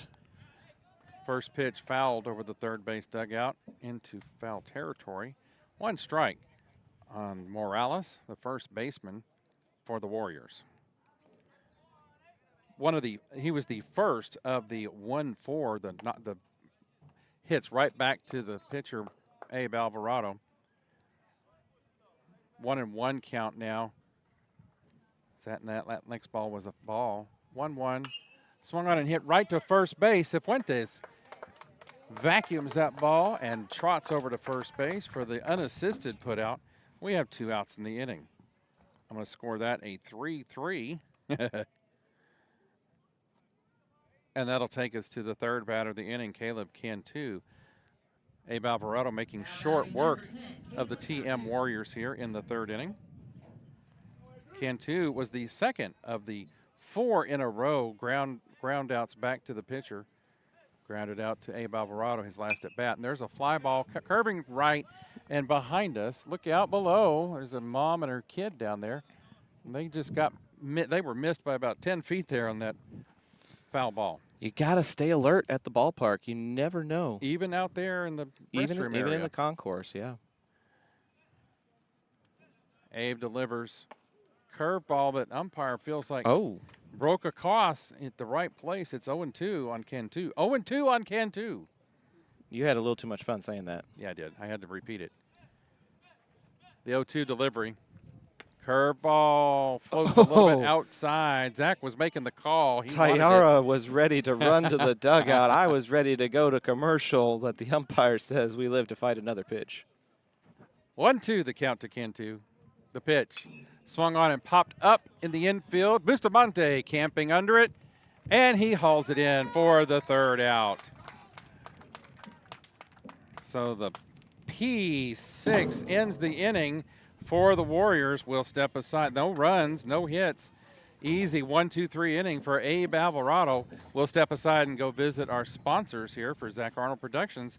This is Colt Baseball, brought to you by Zach Arnold Productions, presented by John Wade Roofing. We'll be right back. Modern West Windows and Doors invites you to see the difference. Whether you need sliding doors, bay windows, or just need a more modern look, Modern West has options to fit both your style and budget. Stop by the showroom at 1211 6th Avenue in Fort Worth to see for yourself, or call 682-255-6094 for more information.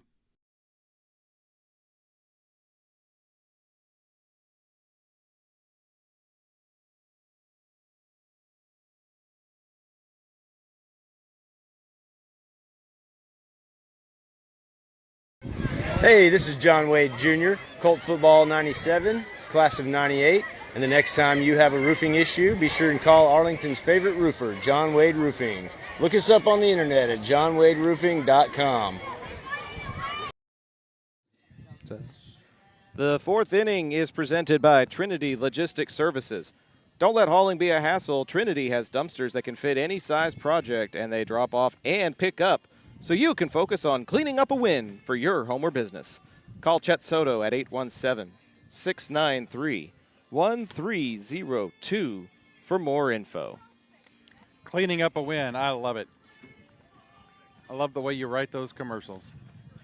I'll admit, every now and then I ask a little AI for help. Oh, okay. That's clever sometimes. I sometimes will collect essential information and, you know, things that you might see on a website or what the contact info is, and I'll say the call to action is to call this number or go to this website or something, and then I say my limit is 20 to 30 seconds of reading time, and it'll craft a draft that I then refine.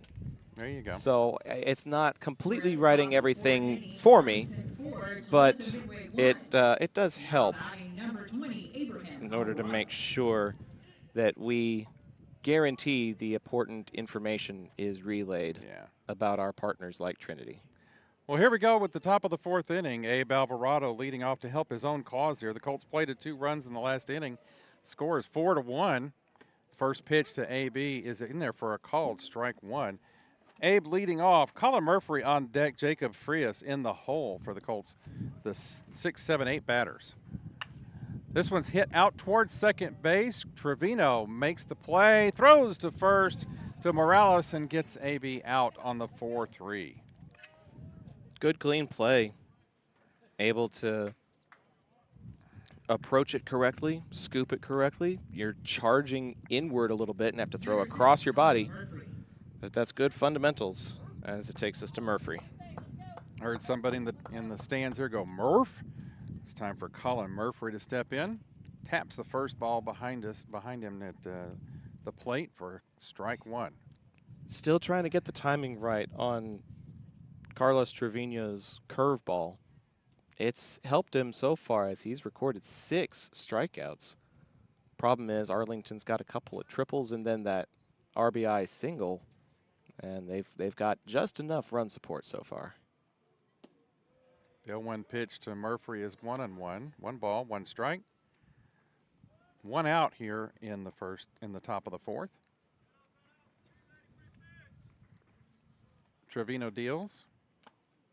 And that hit Murphy. Yeah, I We heard heard it. I heard it from all the way up here. You may have heard it at home, all the way back in Arlington. Murphy trots down to first base, not hurt at all.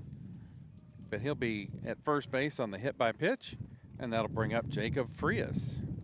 Fans, a reminder, if you subscribe to the channel and then wait just a brief 10 minutes, you can join the chat and let us know where you're tuning in from. It's still technically the work day for another hour or two for most of you, so if you're tuning in from work, let us know. I won't tell on you. This is our office for the day. Bunt squared. Good bunt laid down the first base line, but it's going to trickle foul. Solid contact and solid placement because the pitcher has to cover that with Morales guarding first base. That is the baseline you want to send it to. It just trickled foul. Frias not showing the bunt until the last second. He's a left-handed batter, so he's got a little bit of an advantage down that first baseline should he want to get a single out of that bunt. Good thought there. 1 strike on the batter. He does show bunt this time. Throw over to first. They got him. They got him again. That's the second runner nailed at first base.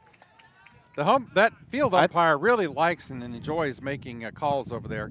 Womack's going to come over from third and talk to that field umpire. Well, I think maybe they think he got underneath the tag, or maybe they think it was a balk.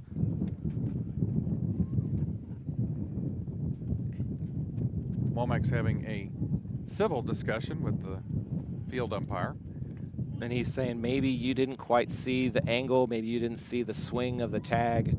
So he's going to make an appeal and confer with home plate. In a situation like this, the home plate umpire is rarely, if ever, going to turn over the field umpire. That's just part of the protocol. Yep. Unless it's a situation where you can see down the line, see the ball pull a first baseman off the bag, that the field umpire couldn't see the heel come off the bag. The home plate umpire's got a good angle on that, but there's 2 outs in the inning now as the out stands. Frias gets a strike call at the plate. So that's an 0-2 count for him 0-2 after count now. the bunt foul. And 2 outs in the inning. And swung him on and missed for the 3rd strikeout. Trevino gets a 1-2-3 inning out of the Colts. And that'll put them down with no runs and no hits in the inning.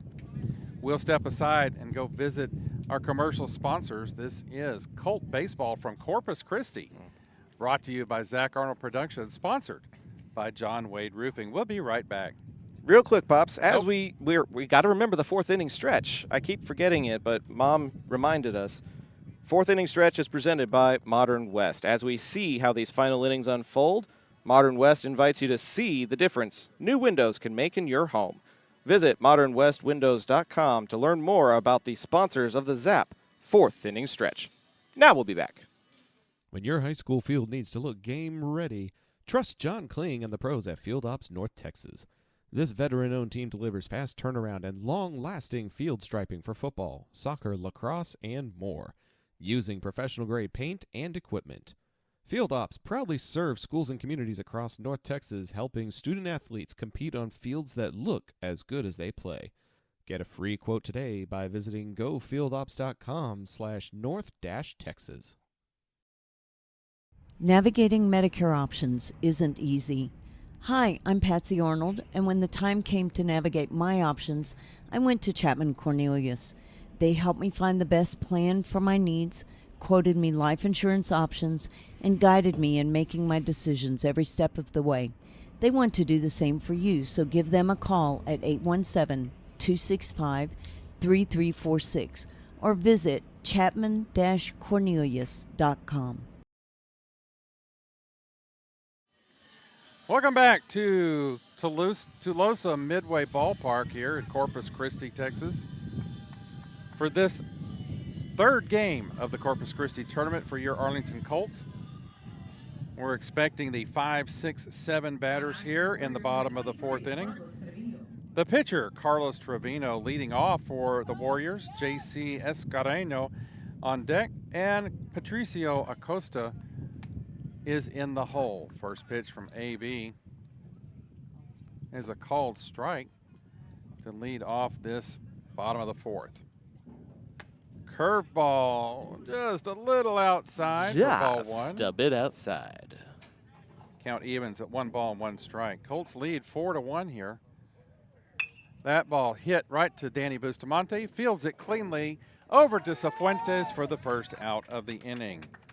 Scored a 6-3 if you're scoring at home with us.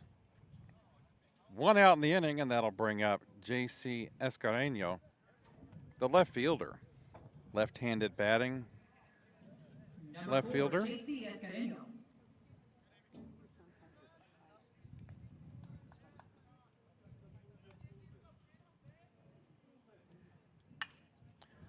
That's going to be a base hit. First pitch swung on and hit out into no man's land between Murphy and Howard. And Escareno's on with a base hit. Just solid contact, but a good job by the Colt outfield to not let it get to the gap. Good closing speed that limits it to just a base hit. Now batting number 3, Pat Acosta. Pat Acosta coming up to bat now. Flew out to right his last time up as they throw down to first base there.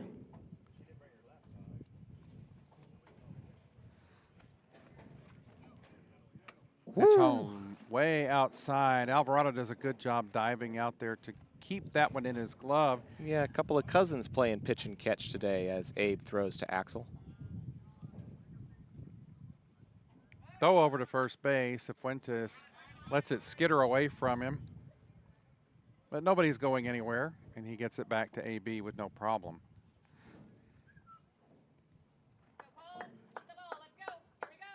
Noah holding the runner Escareno tight at first. Next pitch is outside again for ball 2. 2 balls. On that last pitch, Pop, sorry, I noticed that AB kind of twisted his wrist a little bit from side to side. I think he's still working on his motion. That ball skied into the foul territory over the first base dugout. First strike on the batter. Acosta. 2 balls, 1 strike. 1 out here in the inning. 1 man over at first base in Escareno. AB set. 2-1 count. Pitch swung on and hit to Howard. He's going to catch up to it, make the out, throws back into the infield quickly, but the runner gets back to first easily. I think Howard thought just for a second there of throwing it all the way back in to try and double off the runner Escareno, but he gets back. I think he was trying for it, and I don't know if I got the instant replay saved in time or not. Doesn't look like I did. I'm still not sure why the instant replay feature isn't working for us right now. We tried to do some last night, and it didn't do it correctly either. 2 away, though. That takes us to the second baseman for the Warriors, Caden Trevino. First pitch to him is right in the gap between third and short. No chance for anybody to get that one. A well-hit ball. Murphy plays it back in quickly, and Trevino is on with a base hit. Trevino at first. That moves Escareno down to second. Runners at first and second with 2 outs, and that takes us to the bottom of the order. Number 9 hole hitter, Ethan Cantu, the right fielder today. He walked and was tagged out at third base in his last at bat.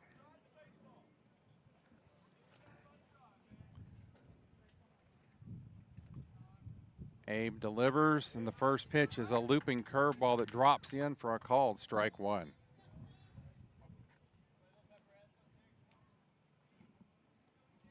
Cifuentes not holding any longer because there's no way nowhere for his runner to go. Busta sinking in behind, but this ball is looped out to left field. Murphy camps under it and makes the catch easily for the 3rd out. Threat extinguished, and the Colts go to the 5th inning. F7 on that 3rd out of the inning. We'll step aside and go visit our sponsors here. This is Zach Arnold Productions in Corpus Christi, bringing you Colt baseball in the Corpus Christi tournament. Sponsored by John Wade Roofing. We'll be right back. Modern West Windows and Doors is a partner of the ZAP network. They're also partnered with trusted industry leaders like Lowen, Weather Shield, and Simpas to guarantee quality product and installation. Whether you're searching for new concepts for your entryway, living room, dining room, bedroom, or even a workshop, Modern West has the solutions you're looking for. Visit the showroom at 1211 6th Avenue in Fort Worth or visit modernwestwindows.com. Whenever a plumbing problem hits your home, experience matters. Pipe & Peak is a family-owned residential plumbing company with 16 years of experience that you can trust. They handle everything from yard leaks and slab leaks to tunnel work, and they're specialists in replacing old cast iron pipe. No job is too big or too small, and their pricing stays competitive. If you're seeing signs of aging pipes, now's the time to act. Send an email to Caleb Renfro to see how Pipe & Peak can help your home. To the top of the 5th inning we go here at TM Ballpark. Arlington leads by a score of 4-1. My lovely wife Edna helping with the setup. My mom Patsy, the producer, working the commercials and the score bug behind the scenes. And my pops Doug on the call with me, Zach Arnold, bringing you Zach Arnold Productions, presented by John Wade Roofing. Adam Tayara is going to be leading things off here in the top of the 5th, and then we're back to the top of the order in Gannon Howard and Danny Bustamante. Tayara reached on an E4 his last time up, hoping to find his way aboard again to give Arlington just a little bit more breathing room. Pops, has the breeze gotten to you yet, or does it feel good? I was just thinking that the breeze has picked up here as the day continues to get further into the afternoon and the sun heats things up. I think the wind has picked up as well. But it's not a bother. It's not nearly as hot as it was. I think they set a near record temperature here yesterday in the mid-90s. And officially in the state of Texas, we had our first 100-degree day down in, was it Harlingen, Mom? Or Laredo, hit 100 degrees yesterday here in the state of Texas. First time ever for a 100-degree day in February. Weather trivia provided by, never mind. Oh, a base Tayara hit. with a base hit To the down the corner. left field line. All the way to the fence, and 12 is steamrolling there, and the throw is not in time. It's a leadoff double for number 12.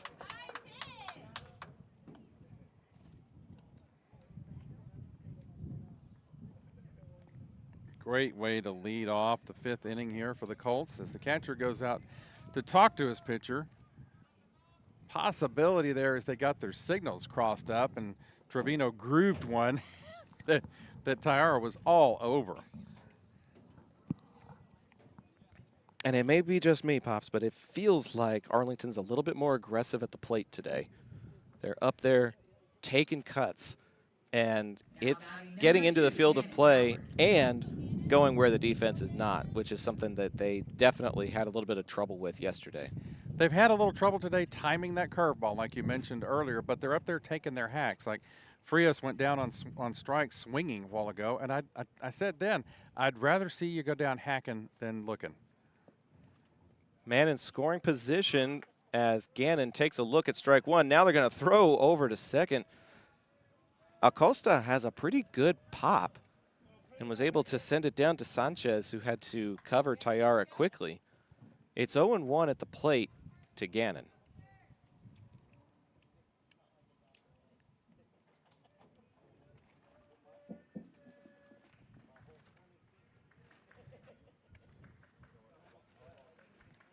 Trevino sets, looks at the runner, and comes home. And that one tails away, and Gannon didn't even square up to bunt on that one as the count moves to a ball and a strike.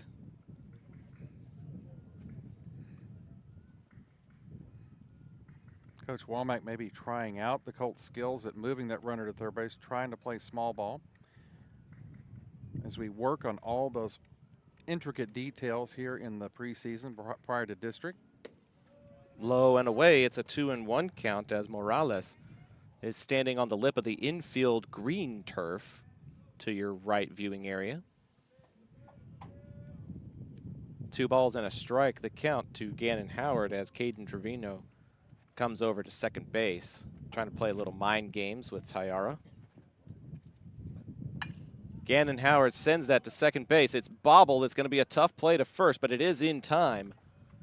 And the 4-3 retirement of Gannon will move Tayara over to third the same way it would a bunt. 1 away for Danny Bustamante.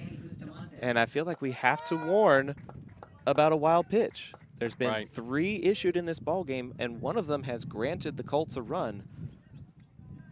Carlos Trevino needs to make sure he communicates with his catcher well so that they stay on the same page for this at-bat. First pitch swinging, and it's going to go foul towards the home dugout along the third baseline. Bustamante cheering section came alive here as he steps into bat. Love it when families are able to make the trip down to support their player, but also acknowledge that sometimes people have to work, and so we're glad to be bringing that game and that opportunity to the folks back home. Thank you so much for tuning in.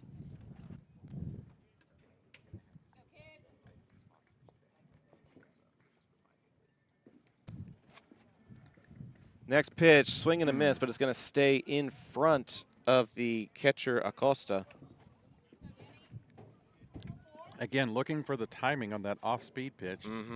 That's Colts are zeroing in on the fastball. I would venture that 5 of the 7 strikeouts have been as a result of off-speeders. That's just my guess. Yep.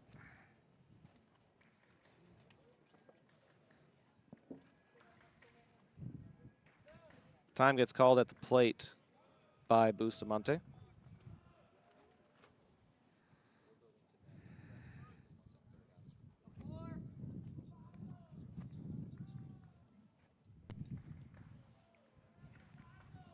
The 0-2 turn and fire. Swung on and swung through. And that is strikeout number 8 for Carlos Trevino. Say what you will about the runs that have been given up. Yeah. He's got 8 strikeouts as well. He is battling today for TM. That'll take us to Cornell, representing the final chance to bring in a run, and that off speed makes it 0-1. Again, and as we tune up in this preseason action tournament here, looking for that clutch hit with the runner at third. Trevino turns and fires. Cornell's underneath that one, skied to left field. The wind is swirling it around a little bit, but it is going to get hauled in by the left fielder Escareno, and that will end the Arlington half of the 5th inning. As we head to the bottom of the 5th, we want to remind everybody that this tournament coverage is presented by some very special people, including Roberto Robledo and the team at Romy Pools, Jake and Sharon Damon, Annie Madden, Armando D'Ercol, Elijah Slade, Taylor Steele, Clark Hercules, Eric Bouchel, and Kirsten Aguinaga. We're providing tournament coverage of both the Arlington Colts and the Bowie Vols because of your generosity. And if you appreciate this broadcast and this coverage of us doing these daytime games so you don't have to come out We would definitely appreciate your support. Please consider sending a Venmo tip to the username @ZachTheVoice or scanning the QR code that's on your screen. Anything that you send goes towards meal expenses, gasoline, time taken off of work, all of those things that we have to do in order to make this possible. We would just appreciate you showing some love as we show some love to your athletes. Thank you to our tournament sponsors, and thank you for supporting ZAP as we support AISD baseball. We'll be back after this. John Wade Roofing is celebrating 40 years serving the Arlington area. John Sr. played for Colt football and was the team MVP in '76. He went on to play for TCU, earning all conference honors. The family has a Colt legacy that spans generations and wants to help your family's roofing needs, plus gutters, painting, solar, and more. For more information, go to johnwaderoofing.com.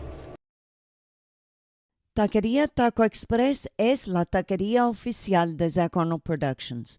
Con un amplio y auténtico menú, satisface tus antojos o prepara tu próximo evento con nosotros. Visítanos todos los martes para disfrutar de Taco Tuesday con 5 tacos y un agua fresca por solo $10.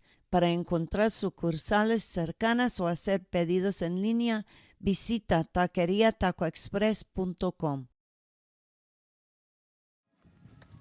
Some defensive changes for you as we head to the bottom of the 5th inning here at TM Ballpark.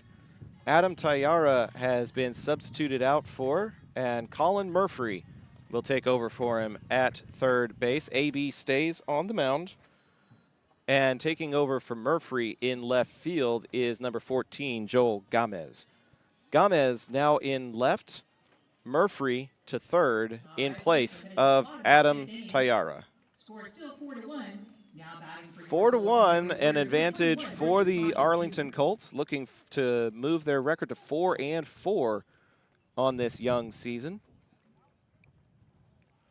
They would need to win today and win against Stevens and have a little bit of help from Falfurious against Corpus Christi Ray in order to have a chance to go play at Whataburger Field. If not, we will find out our single game opponent that will happen tomorrow, as the first pitch is in there for a called strike one, much to the chagrin of the new batter for TM. Who is that at the plate, Pops? Sanchez, top of the order. And Sanchez gets on top of that one as it goes to right center field. Howard makes the throw, but it's a single to center for Sanchez, who has 2 singles on the day.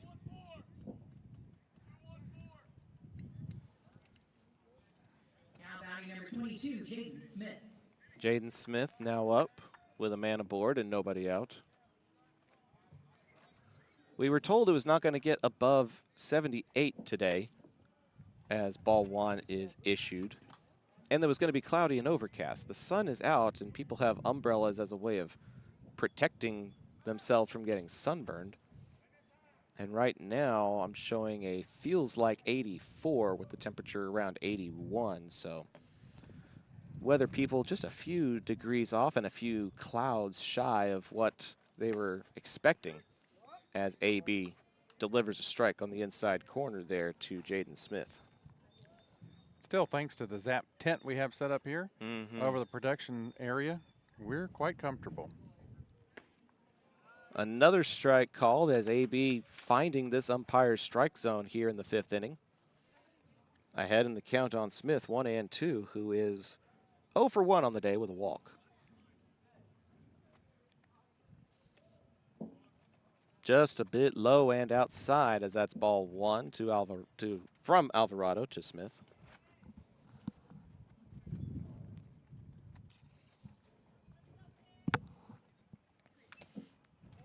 And that's going to be a foul. But they're going to, Axel said that it bounced off of his foot and into his glove. And Coach Womack is going to appeal and say that that was a foul tip catch. They are going to, this is a good one to appeal to the field umpire to see what he saw, because the umpire at the plate was behind Axel on that low play.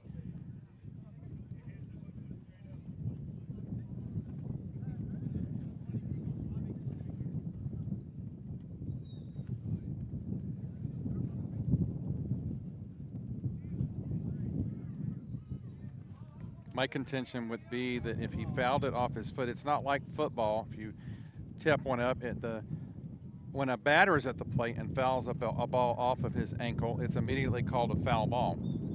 So Right. a ball that's fouled off, that is tapped down onto Axel's ankle, most likely should be considered a foul ball. Yep. Just a simple foul is what the call is going to be. So the at-bat stays alive for Smith for at least one more pitch. Axel grinning at the plate. I mean, it's an athletic move. Yes. No matter how you slice it. Athletic or lucky that he found the ball in his glove. Probably a little of both sometimes, which is the way baseball goes sometimes. Sounds like we're on Washington. That's how baseball go.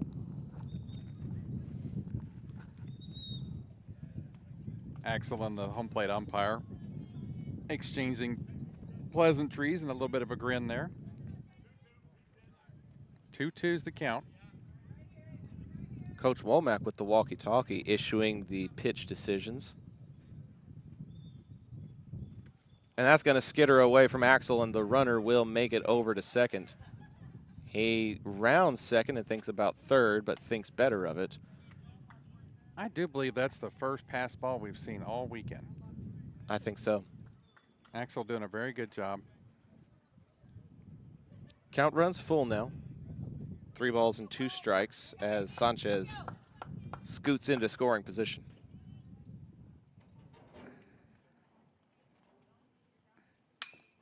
That's going to be hard hit to the gap, and that's a base hit.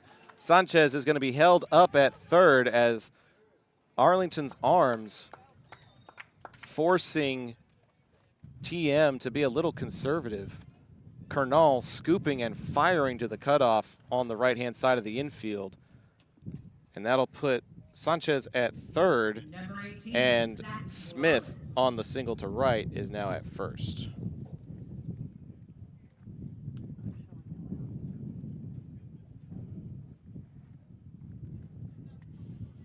Still nobody out for Morales, who is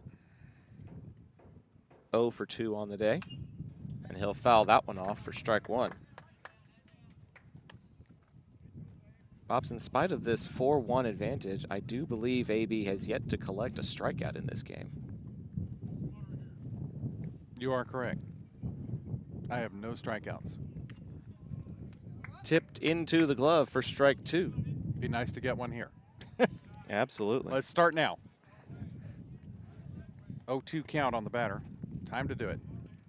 No better time than now.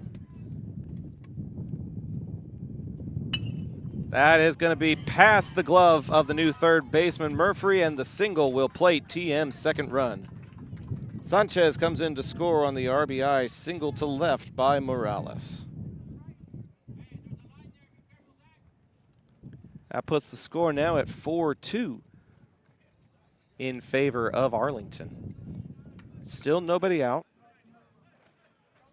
And runners on first and second. Number 10, Caleb Cantu. Cleanup hitter, Caleb Cantu.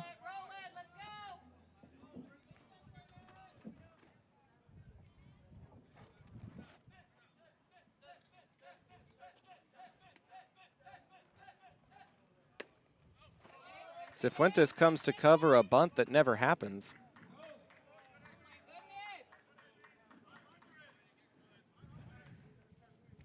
I believe that was ball 1 at the plate there.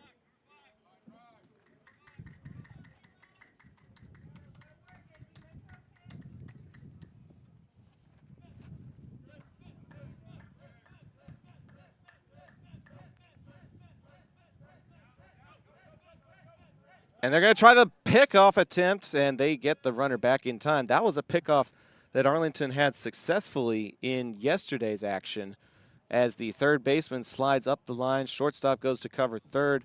Second baseman sneaks in for a potential sneaky tag. And with all that motion, they're trying intentionally to trick that runner at second base to get all wide-eyed and go on over to third. Or at least think he's got a better leadoff opportunity from second than he thought he did. And the curveball is actually going to find the upper quadrant of the zone for a called strike one, in spite of Cantu pulling back there.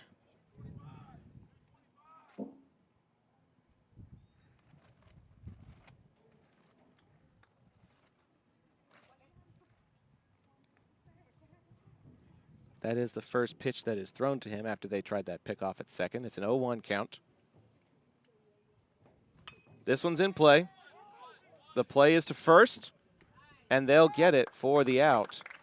Frias is covering, so that's another one of those unconventional 1-4 fielder's choice on the bunt. BU 1-4 FC that moves the runners. And there will be a new runner at second base with one out for TM. Tying run is in scoring position, and Coach Womack is coming out. Unless they announce who that runner is, we'd never be able to tell by looking at their uniforms. I believe I see a 7 out there, Pops. Do you have a 7 on the roster that I gave you? We'll take a look while Coach Womack has a conference at the mound.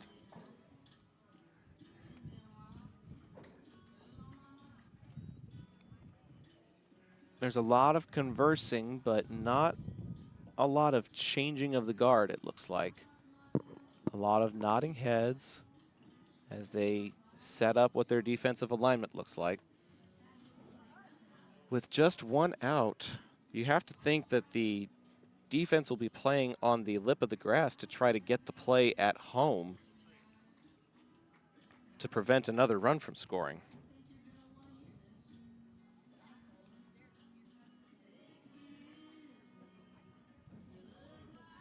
Number 7 for the Warriors is Jordan Gonzalez. As near as I can tell, that's a 7 on that pinstripe jersey. We'll give Gonzalez some game time nonetheless. The other thing, too, is it's not a very conventional font on these jerseys, and so the curvature of it looks a little off sometimes as well. There's not a 17 on the roster, is there?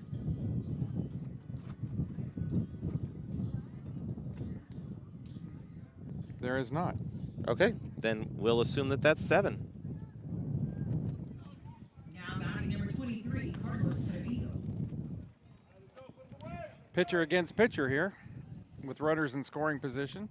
Trevino trying to help his own cause, but he is 0 for 2 at the plate on the day. They're going to pitch to him rather than load the bases, which is something that Coach Womack elected to do in the game against Corpus Christi Ray last night to get the force out at any plate. And that is ball 1 away to him here. That one catches the inside corner, painting it with the heater brush. It's 1-1.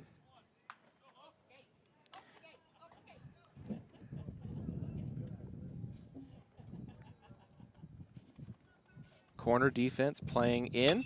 That's going to go to Bustamante. He's going to have to fire it across. He does, gets the runner, but the run does score. A big throw by Bustamante for out number 2, but it does plate another run. Great 6-3 put out of Trevino for out number 2, but the score is now just 4-3 in favor of Arlington here in the late innings. Now batting number 4, Jason. One of those plays by Bustamante we're getting used to him making, the diving away from second base, throwing across his body, strong throw to get the runner at first. Curveball dips too far away from Escareno. Got a single to left center his last time up. Tying run is in scoring position. And he'll foul that one off. And it's 1-1. Umpire needs that reserve baseball. Yeah, they made an announcement earlier to return loose balls to the nearest dugout. That one's going to bounce, but it'll bounce in front of Axel, and he's going to corral it and chase the runner back to second. We believe it's Gonzalez. 2 balls and a strike now to Escareno. 1 for 2 on the day.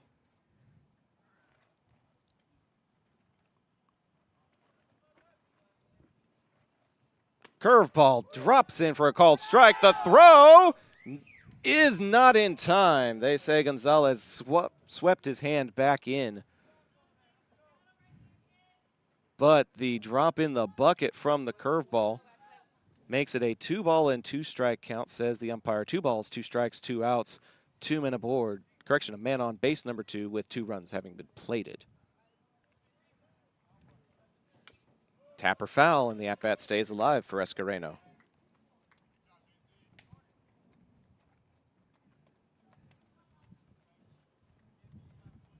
It'll stay 2 balls and 2 strikes.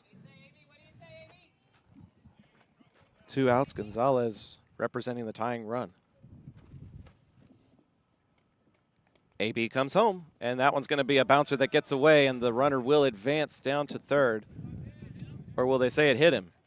They say it hit him. That's a dead ball, so the runner will have to go back to second. Ricocheted off the batter instead of just a pass ball.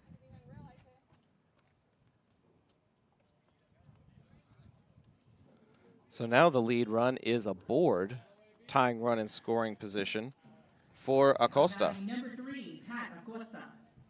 Acosta is 0 for 2, but he's made contact to the outfield both times. Flight out to right and flight out to center. Need a fly out to right to complete the outfield cycle. Fly out to left, rather. Oh, he's been to right. That's right. He's been to right and center. Needs to try to go left. Go visit Mr. Gamma's out there.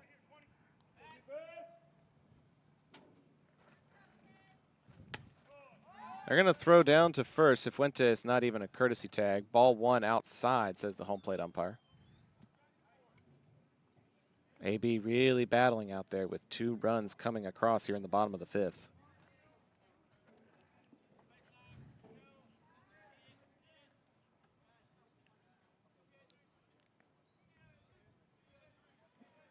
Couple of glances at the runner. And the curveball drops in for a called strike. 1-1, says the home plate umpire. Giving clarification in case the outfield scoreboard is a little behind. We're not behind here on Zap. That one's going to get fouled into the backstop netting for us here. Probably would have been in the direction of the Bustamante cheering section if we didn't have that protective netting going up the baselines. And it's a ball and 2 strikes now to AB. 1 pitch away from getting out of the jam.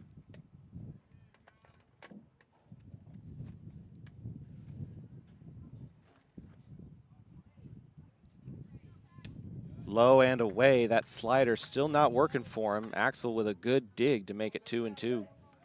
Now we've got 2 balls, 2 strikes, 2 outs, 2 men aboard.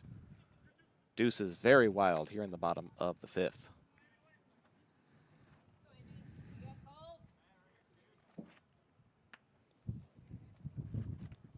AB's next pitch. Just below the knees, and the count runs full. Not quite close enough, but very, very close. Best pitch here, AB. I would think it's that curveball. Runners will be going with 2 outs. Payoff pitch on the way. Chopper, foul, and the one-handed snag by Coach Moody. Good play there by Coach in the third base coaching box. Very matter-of-factly. Very casual. Just snag and throw back to the mound, and let's do it again.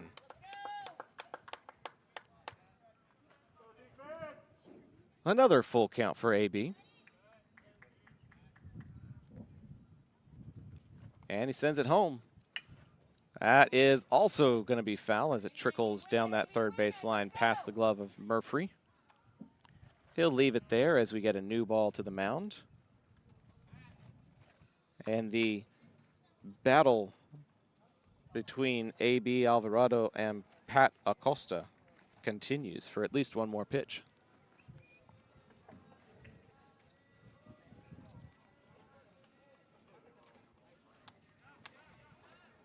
Defense is set. AB is set. And he lost him on ball 4.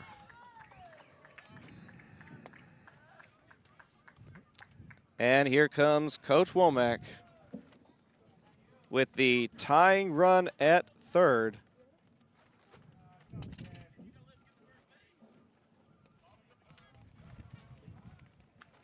Hold on, Coach Moody. Coach Moody saying that they allowed Womack to call time before play and actually stopped. Coach is like, at least let him get to first base. Technically, it was a live ball. He might have had something going on there, but the umpires killed it with a timeout call. And when you kill it like that, you can't unkill something. Right, can't unring that bell. Moody a little frustrated with that. But Womack carries on his conference at the mound. Frias coming to the dugout. And number 7 getting the ball. Well, that means it's time for a pitching change presented by Pipe and Peak Plumbing. We'll let you know who this new pitcher is when we come back here on Zap. Pools in Texas need servicing all year long. At Rami Pools, LLC, we provide quality pool services such as cleaning, maintenance, and repairs. So call 469-951-0107 for a free estimate and ask for Roberto. Rami Pools, LLC. We're going to make you fall in love with your pool again. Hablamos español. Local Legends Figures immortalizes your athlete's achievements for a lifetime. Featuring 6-inch figures with poses in football, baseball, band, hockey, even lacrosse. Local Legends makes every effort to show their likeness down to every possible uniform detail. To order your custom figure, call 817-681-0319 or email orders at locallegendsfigures.com. New pitcher has come down the pipe for Arlington, presented by Pipe and Peak Plumbing. Serving the Arlington area for over a decade, arrange a free quote by calling 817-807-7069. The left-handed throwing number 7, Caleb Steele, coming on to the mound in the bases-loaded 2-out situation here in the bottom of the 5th. Caleb Steele now on the mound. We got to visit with Caleb's mom before the game. We like to talk to some of the fans and find out who their athlete is as they sit around us here in the stands. And we gave her a heads up, and she's like, yeah, a heck of a position for him to come into the game with the bases loaded and 2 outs. But, you know, it may be good for the Colts because they haven't seen him all afternoon. They haven't been able to zero in him. They don't know what they're expecting from Caleb Steele here. Well, and you're switching who's throwing as well. It's a righty switching to a lefty. True. So the approach of the ball is going to be very different as well. It's a very calculated call by Coach Womack. This game is a game of chess at times, for sure. I see number 6 over at second base, so Frias may have been subbed out as Murphy goes to second base. And AB goes to third. And AB will go to the hot corner. Yeah, I did see Frias come off the field just as Steele came on. So Murph, the ultimate utility player. Murph started in left. Yes. He goes from left to third to second. He's played a third of the diamond in this one game. AB takes over at third, so your new defense. Cifuentes at first, Murphy at second, AB at third, Busta at short, Gamez left, Howard center, Cornell right, and Axel Alvarado catching for the new pitcher, Caleb Steele.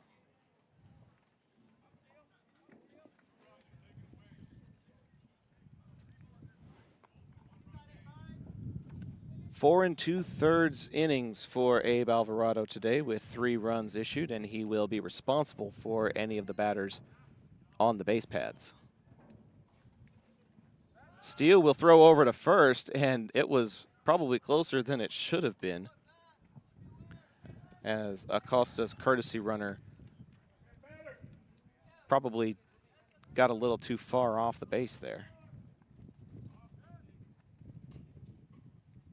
Time is called by Axel as there's maybe a bug or some dirt on his jersey. Maybe some tire shreds from all that turf. I don't know. First pitch home. Up in the air. Can the Colt defense make the grab? No! Nobody's got it. It's going to go foul. It's going to go foul. They rolled foul. They're letting it roll into foul territory, and it's just a strike. They let it go foul. After it hit the ground, it kept rolling, and it rolled into foul territory for strike one. We heard I'm going to have a heart attack after the conference, and they will issue a foul ball at the plate. I don't know what the conference was about. To see if a Colts player touched it. Yeah. If they touched it in fair territory, then. But then you got all kinds of chaos because you've already killed it with a foul ball. Right. It doesn't matter. You can't go back and undo what the plate umpire called. It's 0-1 to Caden Trevino with 2 outs. Steele delivers, and that one's going to go foul also. Hooking into the batting cages where the San Antonio Stevens Falcons have arrived and will be facing these Arlington Colts as soon as this game goes final. Trevino way out in front of that one, pulling it down that left field foul area. No balls and 2 strikes here to Caden Trevino, 2 for 2 on the day. Up in the air, playable in foul territory. Can Axel catch up to it? And he cannot. Oh, it goes off of his glove and lands on the turf. I thought he caught it on the second bounce. We couldn't quite tell from our vantage point, but it is going to be a foul ball. And it'll stay 0-2 at the plate to the second baseman. Unlike the last ball that he played that fouled off his shin guard, if he had double tapped that one and caught it, it would have been the out, as long as it didn't hit the fencing. Just another strike. 0-2. Steele's next pitch. Too far inside. The Colt faithful wondering where that one was as Trevino looks at ball number 1. Womack is hot about something. He says it needs to go both ways is what he's saying. 1-2 now as it goes 2-2. Steele's next delivery a bit high and outside. He's still chirping.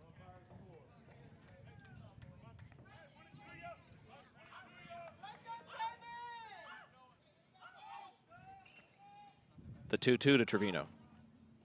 Tapper foul. Lots of drama here in this very tense situation at this point in the ball game. Yeah, we're getting late into the ball game. We've only got about 15 minutes of action left before we hit the 2-hour time limit. This could be the difference. The difference-making play as we head into a potential final 6th inning. 2-2 again. That's inside, and the count runs full with nowhere to put him. Flashbacks to last night.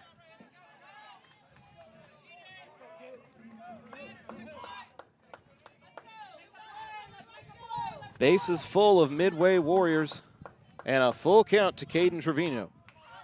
Pitch call comes in. Steele sets and delivers.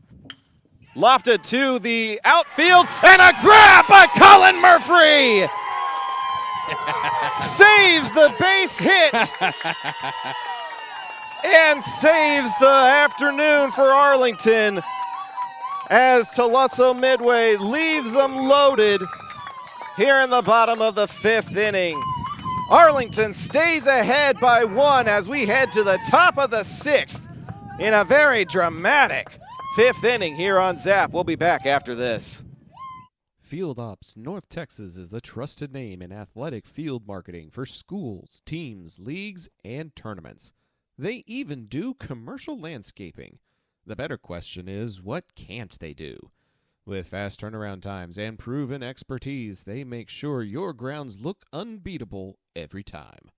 Call 817-908-2194 to find out more.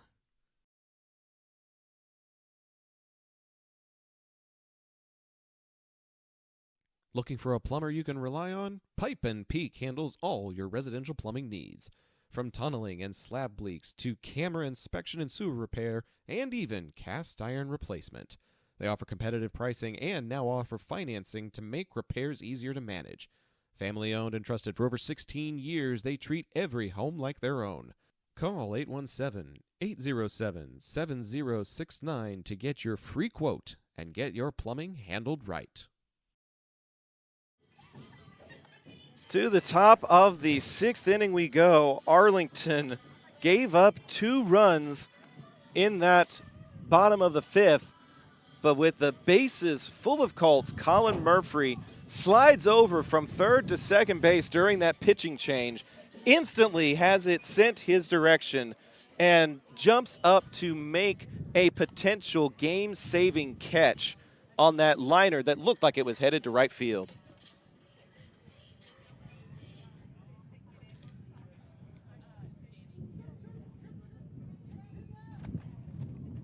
Pops, are you breathing over there? Yeah, I'm trying to figure out who's going to bat for Frias. I was just thinking ahead. We'll have to wait and see, as it'll be Axel Alvarado leading things off. He'll be followed by Cifuentes and Abe Alvarado. Potentially going to be, yeah, he'll be in for himself. Yeah. Now Tayar switches to designated hitter. Just now at third base. So there'll be some adjustments in the lineup, and we'll. It should be Gamez, the left fielder. It might be Gamez in Frias' spot. We'll see when it's time. In the meantime, Alvarado leading off. Got that 2-run RBI single.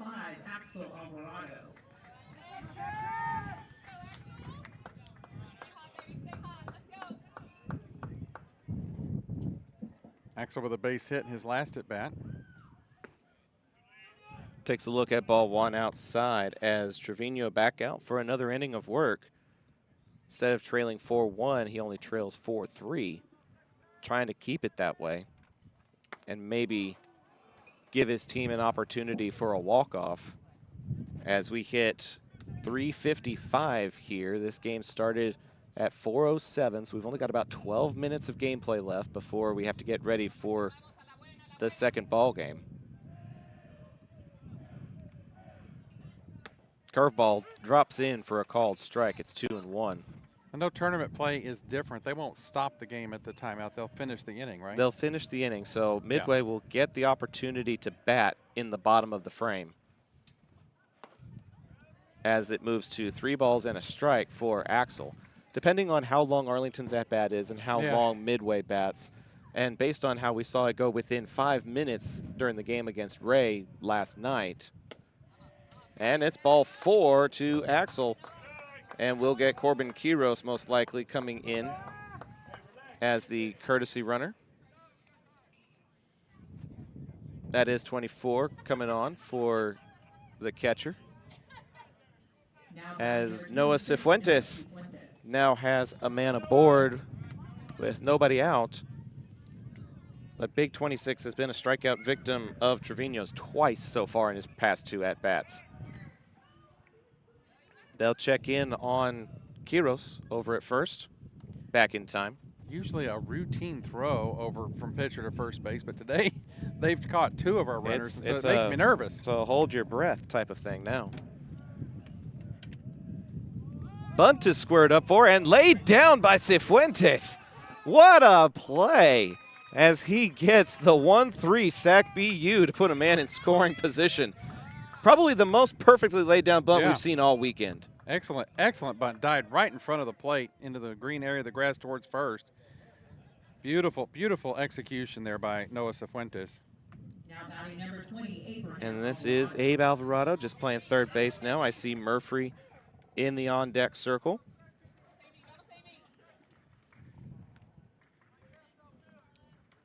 Trevino sets and fires, and AB lays off for ball 1. He thought about it just for a second.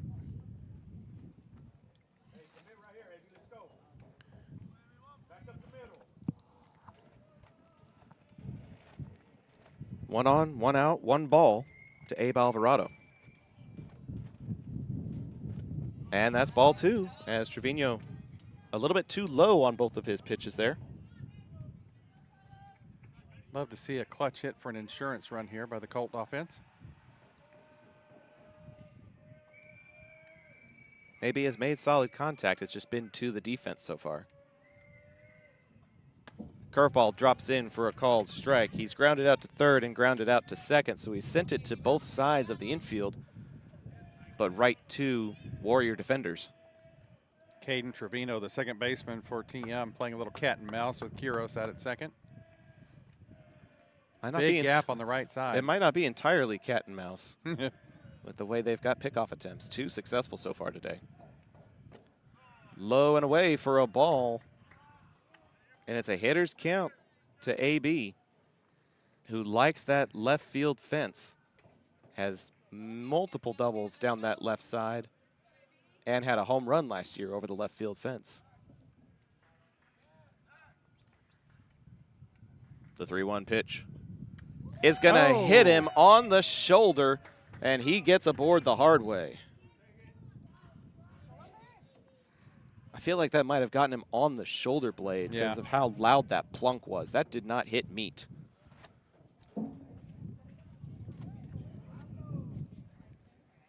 So 2 men aboard and 1 out for Arlington, and that will prompt a mound visit for the Warriors.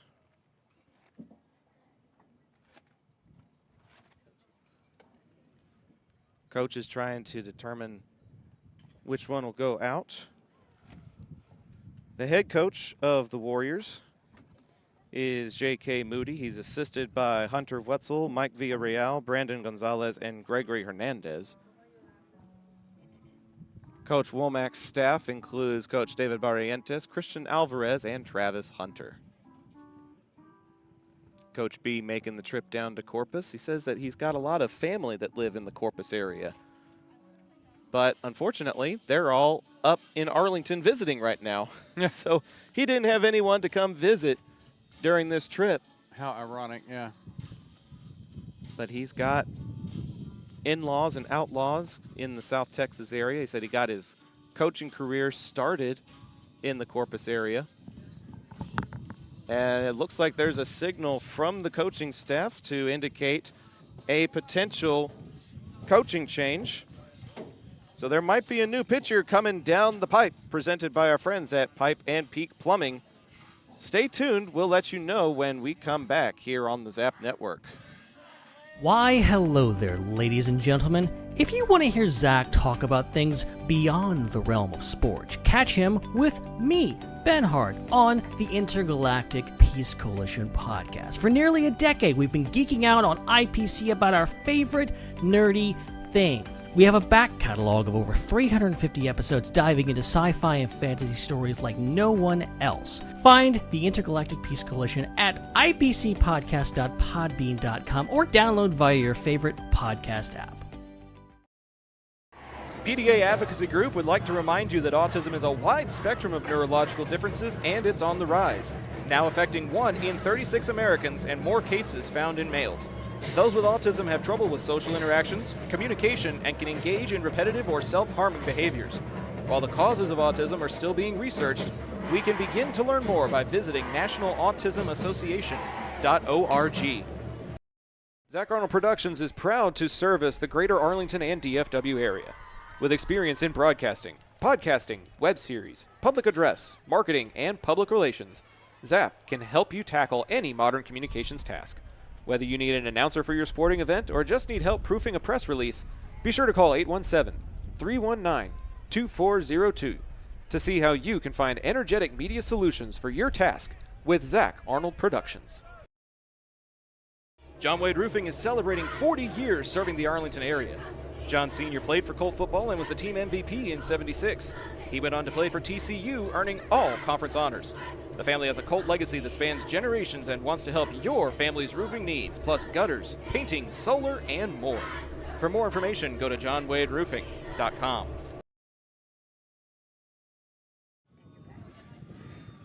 New pitcher on the mound for TM with the Colts putting 2 men aboard with just one out here in the top of the 6th. It's all but likely this 6th inning will be the final one as we cross the 4 o'clock marker, 4:02 now. The home team will get their chance at an at-bat, so this is a critical insurance run opportunity if you're the Colts. Coming in from center field to take the mound, it's number 22 for the TM Warriors, Jaden Smith. Jaden Smith now on the mound for the Warriors. And due to their jerseys being so hard to read, I am not entirely sure who the new center fielder is. We'll do our best to give credit where credit is due, but the announcements are not very detailed, other than who the new pitcher is. I'll try to see if maybe Pops can find out who it is. As Murphy digs in with 2 on and 1 out, lefty pitcher versus righty hitter. Murphy was hit by a pitch his last time up.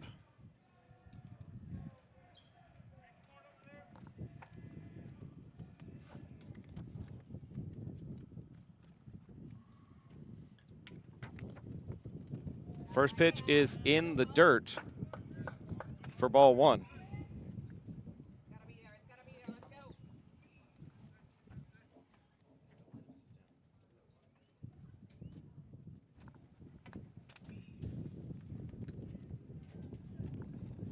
It's 1-0 to Murphy. Swing and cannot connect. 1-1, the count, says the umpire.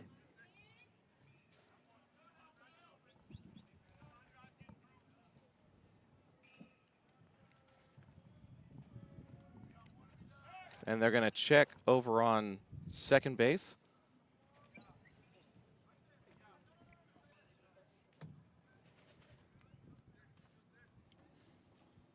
Pops has a number of 5 for the new center fielder. That is Everett Vernon. Vernon taking over for Smith in center field. Fouled straight back. It's a ball and 2 strikes.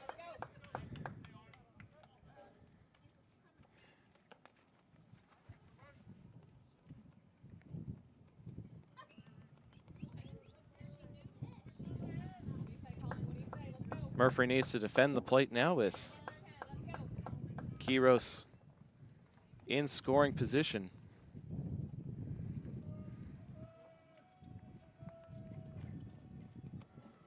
Smith's 1-2. Gets a piece of it, and it's going to go to home to pitcher's mound and kind of die there. The 1-3 putout will put both men in scoring position. And this will be number 21, Dom Trillo, in the place of Jacob Frias. Maybe a pinch hit re-enter situation. We'll see how this works for Arlington defensively when we get to the bottom half of the 6th. But it is 4:06 p.m., Pops, as you make your way back after the pitching change. And game started at 2:07. So this is the final inning. Yeah. Arlington clinging to a 4-3 advantage and will need to hold on to that advantage or pad it to win in the bottom of the 6th. That's away, and they're going to send the runner home. Here comes Quiros to the plate, and the insurance run is scored! Off of the glove of Acosta, and the Colts make it 5-3.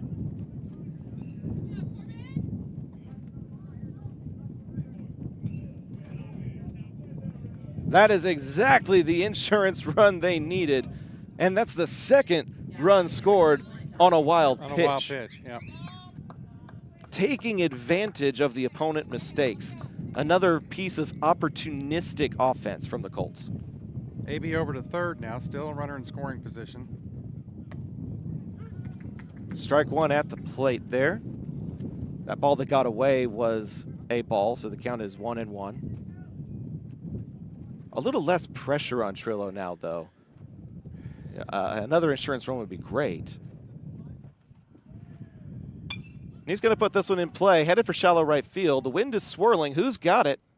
It's the second baseman, Caden Trevino. And the F4 will retire the side. But Arlington does collect a huge insurance run as we head to the final half inning of Game 1 of this doubleheader here on ZAP. Back after this. Looking for the most unique gift for your student or athlete? Local Legends Figures has you covered. The custom 6-inch figures are designed with you and your legend in mind. They even immortalize yours truly with a custom, never-before-used model to create a Zach the Voice figure for my 30th birthday. Huge thanks to our friends at Local Legends Figures. See pricing and place orders at locallegendsfigures.com. Las albercas en Texas necesitan servicios durante todo el año. Romy Pools brinda servicios de calidad, incluyendo limpieza, mantenimiento y reparaciones. Llama al número 469-951-0107 para una consulta gratuita y pregunta por Roberto. Romy Pools, haremos que te enamores de tu alberca de nuevo. To the bottom of the 6th we go, and during that break, there was a new pitcher that's come down the pipe, presented by Pipe and Peak Plumbing. If your pipes break, be sure to call Caleb Renfro at 817-807-7069. Coming in for a save opportunity for the Colts, it's going to be number 14, Joel Gamez. Gamez coming in from left field, and taking over in left field is the young man who was just at bat in the form of Dom Trillo. You know, I'm going to go back to the last inning. I'm going to give a shout out to Steele coming in a very, very difficult situation and holding the line for the Colts. And then they get that insurance run there on the offensive end of the 6th inning here. Really good pitching by Steele in a very difficult situation. Absolutely.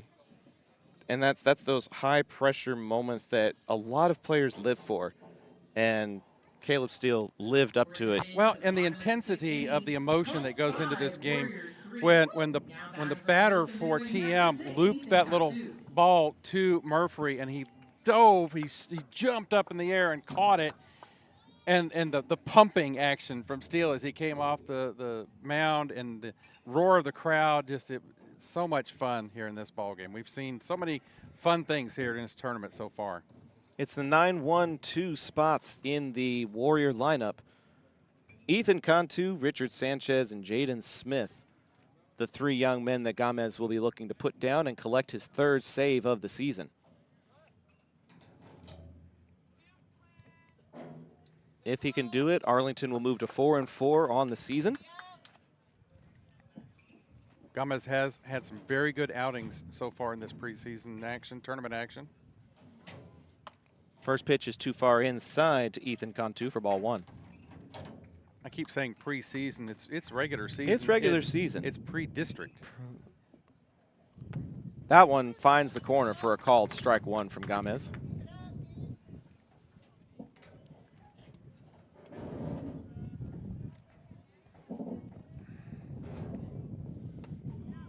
And that one's just a bit outside for ball 2.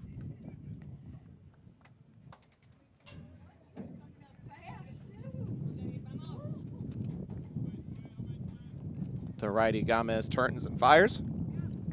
And it's outside.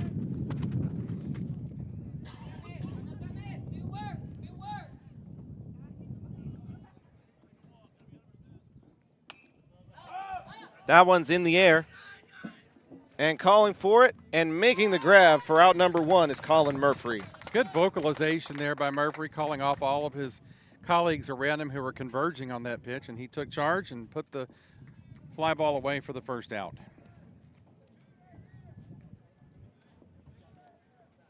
That'll take us to the top of the order. 21, Richard Sanchez Jr. Sanchez Jr. got a single to center field, scored a run. Part of that 2-run 5th inning. Curveball drops in for a called strike one. Sanchez didn't like it, but no, I think he thought it was a little bit inside and maybe a little high. That right-hand side of the plate has been called consistently today, though. And it's 0-1. Gomez tails that one too far away.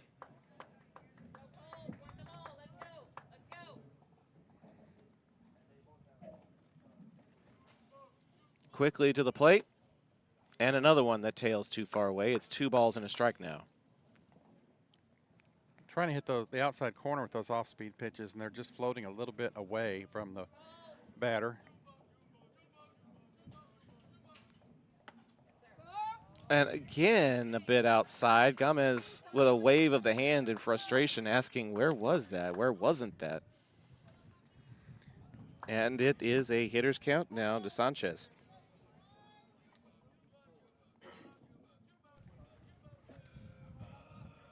Gomez delivers. And that's ball 4, but that's almost the same pitch that was called a strike.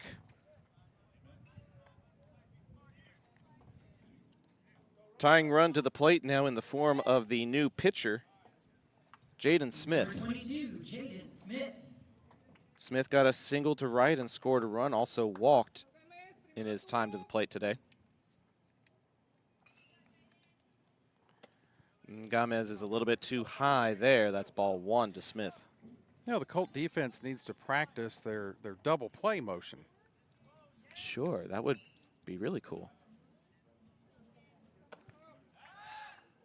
Pop throw down to first. Cifuentes' tag is not in time. It's 2-0 at the plate to Smith. Nice sweeping tag motion there as he's moving away from the bag. He's kind of tumbling away from the bag. Yeah. Playing through the play. The 2-0. That one drops in. He finally finds the zone there. It's 2 balls and a strike.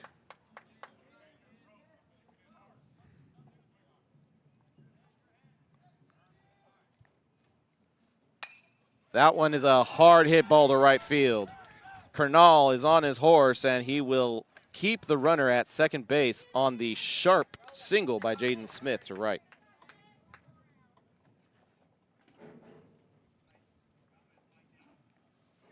So now the tying run is aboard, and the first baseman, Zach Morales, could end this game the wrong way with one swing of the bat.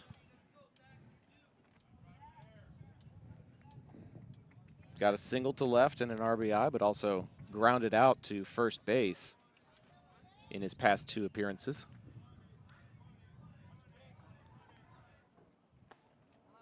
And Gomez's pitch is too far outside. That's ball 1.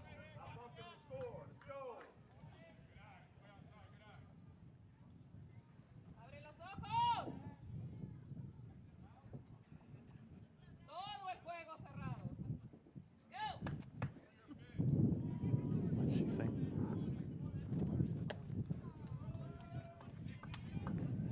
Ball 2, a little bit too high there.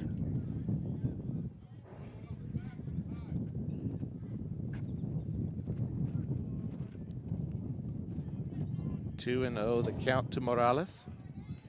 2 men of ore, just 1 out here. That's too far outside again, and it's 3 balls. As Coach Womack asks for clarification. He says that's not too far outside as he comes chirping out of the dugout. Gomez has had some trouble finding the strike zone. He did last night. Just a little bit off. There it is. That one is a strike. Morales was taken the whole way. He's got a hitter's count now.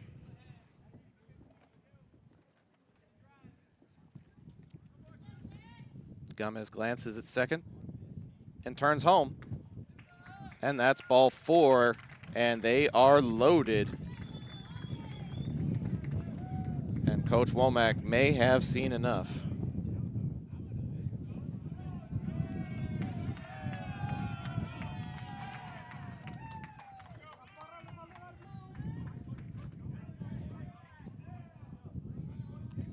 He's chirping at the coaches are chirping at each other. He's talking to Coach Moody. I think Coach Moody is a little upset that how many timeouts Coach Womack has called today. No more than it is allowed. That's why we have officials. There's still just one out, but the bases are now full for TM. Tying run is aboard. The lead run is, the winning run is at first now.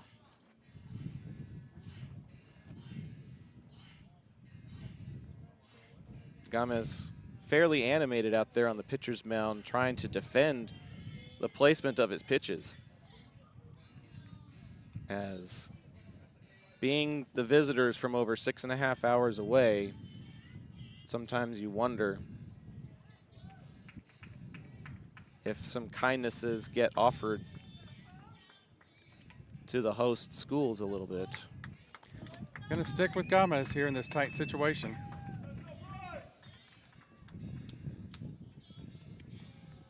The force out is at home with the bases loaded, but you do have an insurance run that Arlington was able to pick up in the last half inning. Still just one out. Tough situation here. It is possible to get an out for a run if you have to. As a strike is called here to the third baseman, Caleb Cantu.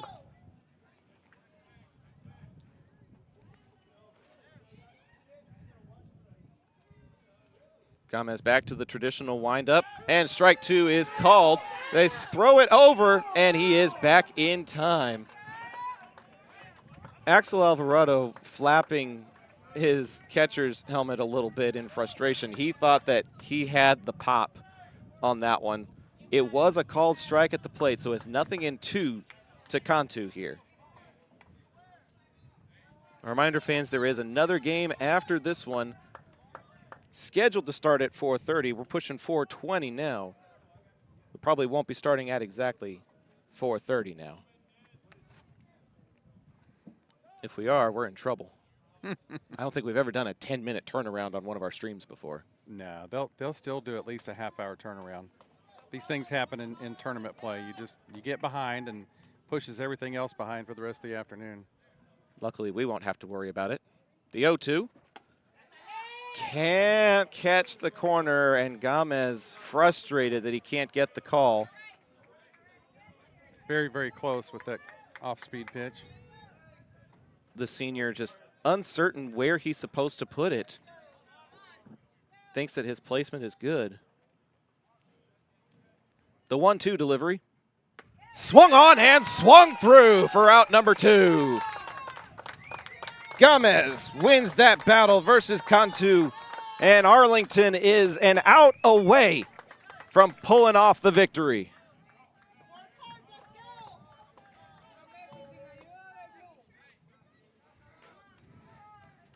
Now batting number 23, Carlos Trevino. Carlos Trevino started the game on the mound, and he will be the one looking to end the game one way or another. Tying run at second. Winning over 3 on the day so far. Winning run at the plate. Swing and a miss there. It's 0-1.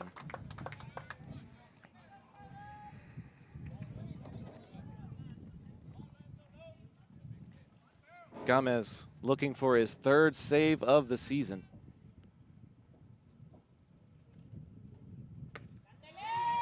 Can't get the call. It's a ball outside, 1-1.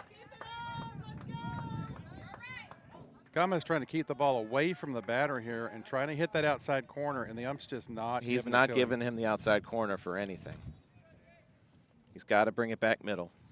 I mean, I think Gomez has the right idea. Fouled straight back, and Midway is down to their final strike of the ball game. Arlington looking to go to 2-1 in tournament play as they get ready to face the Stevens Falcons after this ball game.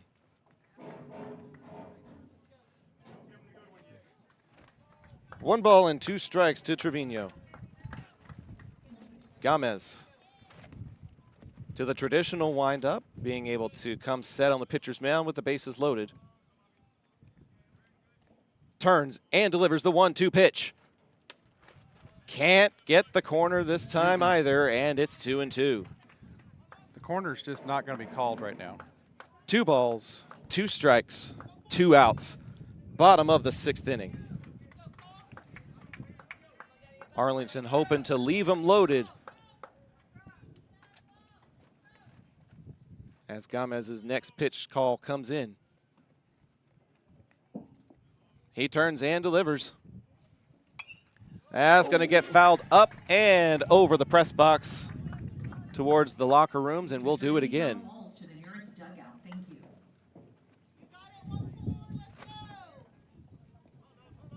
Arlington leads by 2, so that tying run at second looms like a cloud during this tournament play.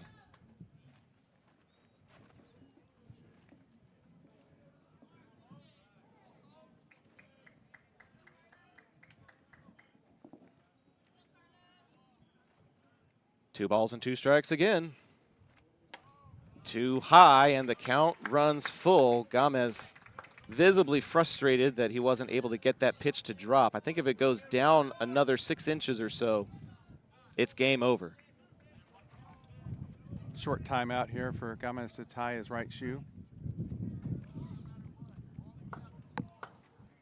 Possibly just an opportunity to clear your head also. Coach Womack talking to Axel Alvarado through the walkie-talkie, deciding on the next pitch here. Critical pitch. Critical point in the ball game. Biggest pitch of the ball game. Full count now with the bases loaded.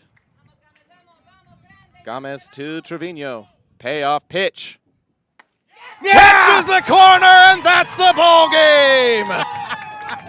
Gomez with 2 big strikeouts in the bottom of the 6th and gets out of the bases loaded jam, gets the save, and the Colts get the win. Final score 5-3. The postgame show is presented by John Wade Roofing. He played for Arlington, was the team MVP in '76, and earned all conference and conference champion honors. He started roofing in 1982 and never looked back, and his legacy on the gridiron is matched in the community over the last 40 years. Call 817-265-5520 for all your roofing needs. The big story is Arlington getting 2 runs off of wild pitches. They win the game by 2, Pops, taking advantage of the Midway mistakes and pushing them to a 5-3 final score. And I'm so sorry I hollered on that last play overlaying your call. But this game is so full of emotion. It was. There was just no way to hold that back when the umpires rung him up on that last pitch and Gomez gets out of the game. Just a fantastic game overall. You love to see your team come out on top, as we always do. Little competition between coaches, chirping at the umpires. There was just all kinds of stuff going on. What a fantastic ball game. We're hoping for some more fantastic fun in just a few short minutes.